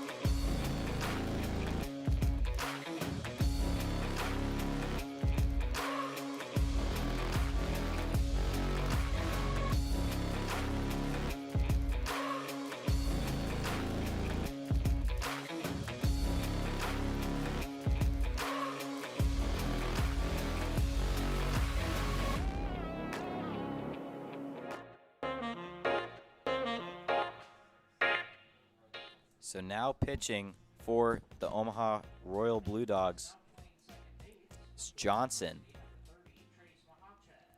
Seen a couple of pitching changes. Recently took out for the Blue Dogs Carter Smith, who pitched an inning and 1 out.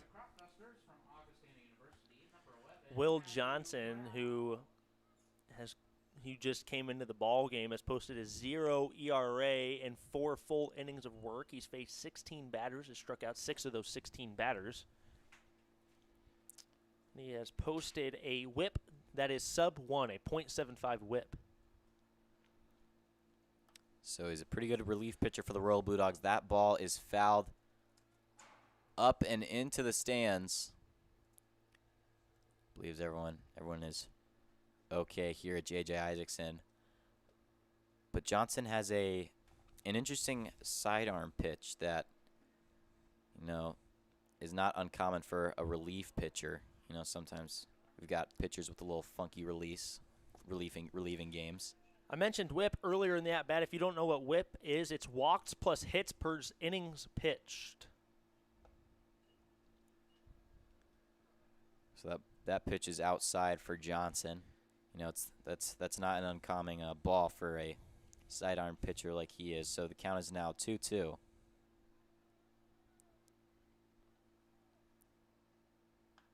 And that one is cracked deep into left center field. Attempting to chase that one down. That'll be a base hit. He's running from second, and he will stay on second. And that ball is hauled in. That is a base hit for the Cropdusters. That is exactly what they needed with 0 outs in the top of the 7th inning, where they are attempting to stay alive against these Royal Blue Dogs who had an electric bottom of the 6th. That ball was absolutely cracked by Matthew Brown. Matthew Brown got just about every piece of that one, but he hit it to one of the deepest parts of the ballpark, which is left center. Got to give another shout out. Huge relay. That was a very quick relay from Silman in. Held the runner at second. That is huge because now a fly ball can only advance him from second to third instead of third to home. That's small differences like that can make a huge difference later on. Right, with such a great hit, I honestly was not surprised that that ball wasn't a triple. I mean, we've seen triples today, but from Silman, but that ball didn't have quite the same, exit velocity and distance that one did itself. So great work there by the outfield. And that pitch is a strike. Now 0-2 count for the Cropdusters. Huge pitch right there from Will Johnson. That, with his release point, it's almost like a sweeper. It's almost like a slurve. It comes in and sweeps you off the plate. Great movement, great release point. That pitch is high, and that'll be a ball. So the count is now 1-2 for Will Johnson.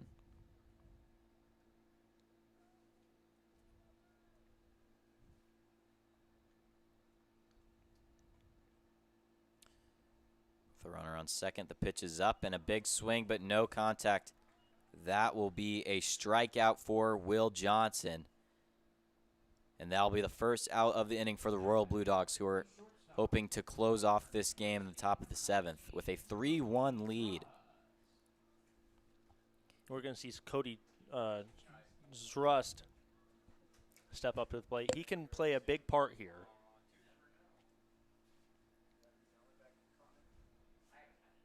So Will Johnson eyes second. The pitch is up and it's high. That will be a nasty strike. That made Zrust duck his head, but that still stayed in the box.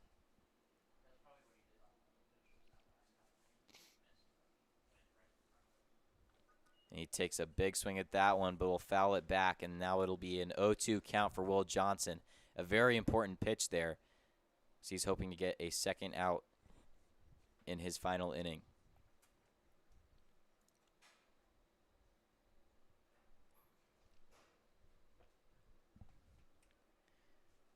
So now Will Johnson will eye down second and winds up. The pitch is up. And that'll be another ball. So the count is now 1-2.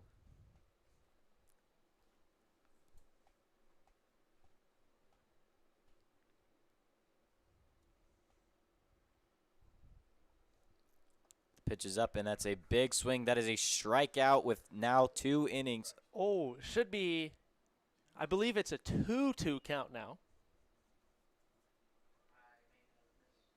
There's a little bit of a mistake on the scoreboard there, but it's all right. It'll now be a 2-2 count. I just got to start taking track of my own. And that ball is going to get behind the plate there. And now the runner on second will advance to third. So now in scoring position for the Cropdusters.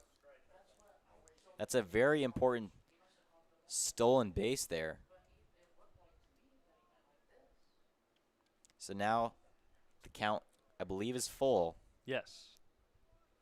Full count. This is a huge pitch from Will Johnson. Will Johnson, I mean, this is magnitude.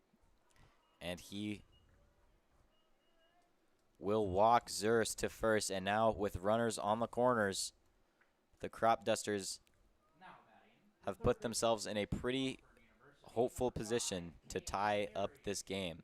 They're down 2 runs. They're up 1-0 for a majority of this game up until last inning, where the Royal Blue Dogs were able to give themselves 3 runs to give themselves a 2-run lead in this game.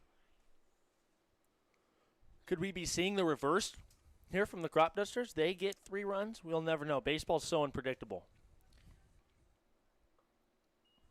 And that's a high pitch ball where he's ready to swing it to second when we have a runner from first to second, but he drops it. So now the Cropdusters have a man on third and second, both in scoring position. And they are both hopeful to tie up this game.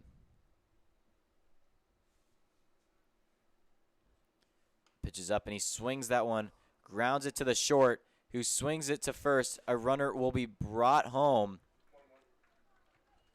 He'll be caught out on first, but now the runner from second advances to third, and the runner on third advances home. So now the Cropdusters narrow the lead to 3-2 that the Royal Blue Dogs have. Royal Blue Dogs 3, Cropdusters 2. And now in the top of the 7th inning, 2 outs for the Cropdusters, only down by 1 run. Last chance for the Cropdusters. They comes down to their final out. And that pitch will be a ball.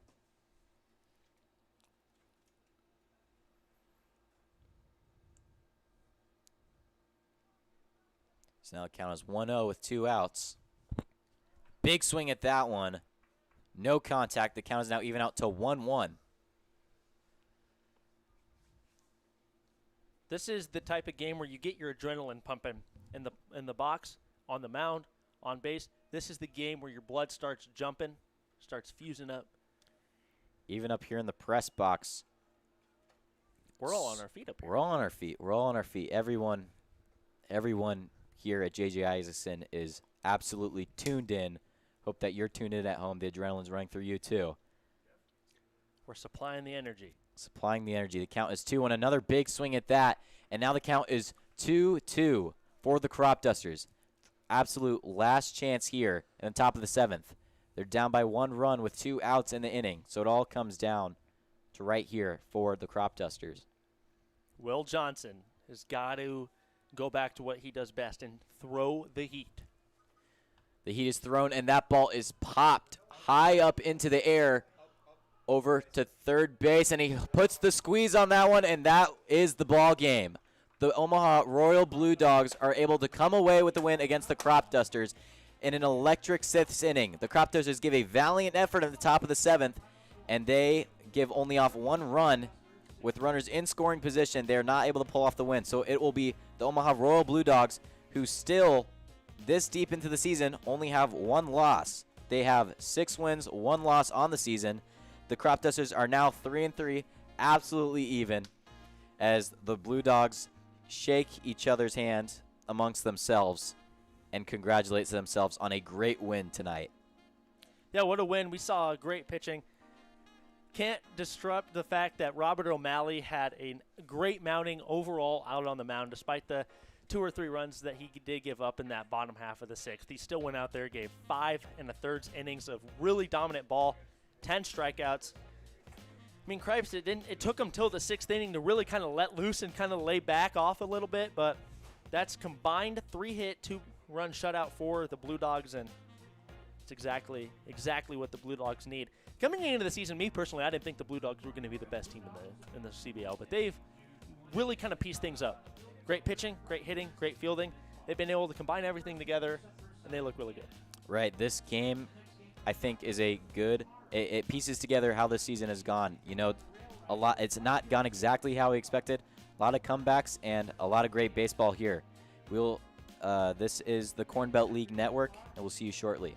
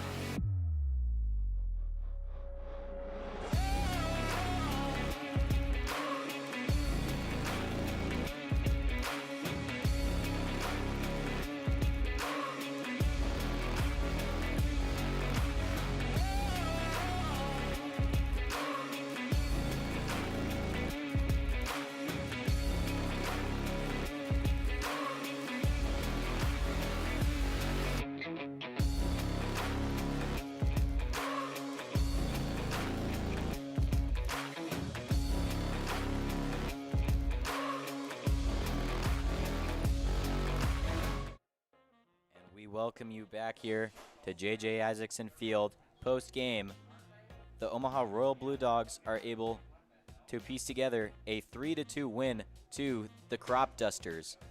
They give off 3 runs in the 6th inning, having not scored the whole game. They were down to the Cropdusters, who only had 1 run in the 2nd inning, and then hadn't scored to the top of the 7th when they attempted to make a comeback, but were not able to fully piece it together.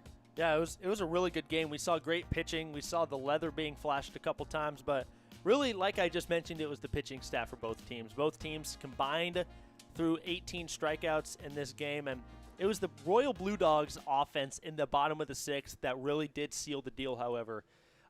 Jackson Van Pelt hit the go-ahead little bloop single down the left field line, and that really kind of brought the Royal Blue Dogs down the home stretch. And then Will Johnson, despite the fact he did give up a run in that top half of the 7th, looked really good in closing the game out, looked confident. And like you mentioned, the Royal Blue Dogs only have 1 loss on the year, and they lead the CBL standings as we go into this Week 6 of the Cornbelt League season, as we start Week 6 here tomorrow with the Omaha Cropdusters and the Omaha Rail Riders. But, I mean, great game overall. Beautiful night for baseball, and this was just overall a really good game. A really fun game to watch and a really fun game to commentate. We'll wrap up here shortly, and a great night of baseball. We will see you tomorrow. This is for the Cornbelt League Network. I'm Jackson Ingolstadt here with Ethan McCormick. Have a great rest of your night, and we'll see you tomorrow.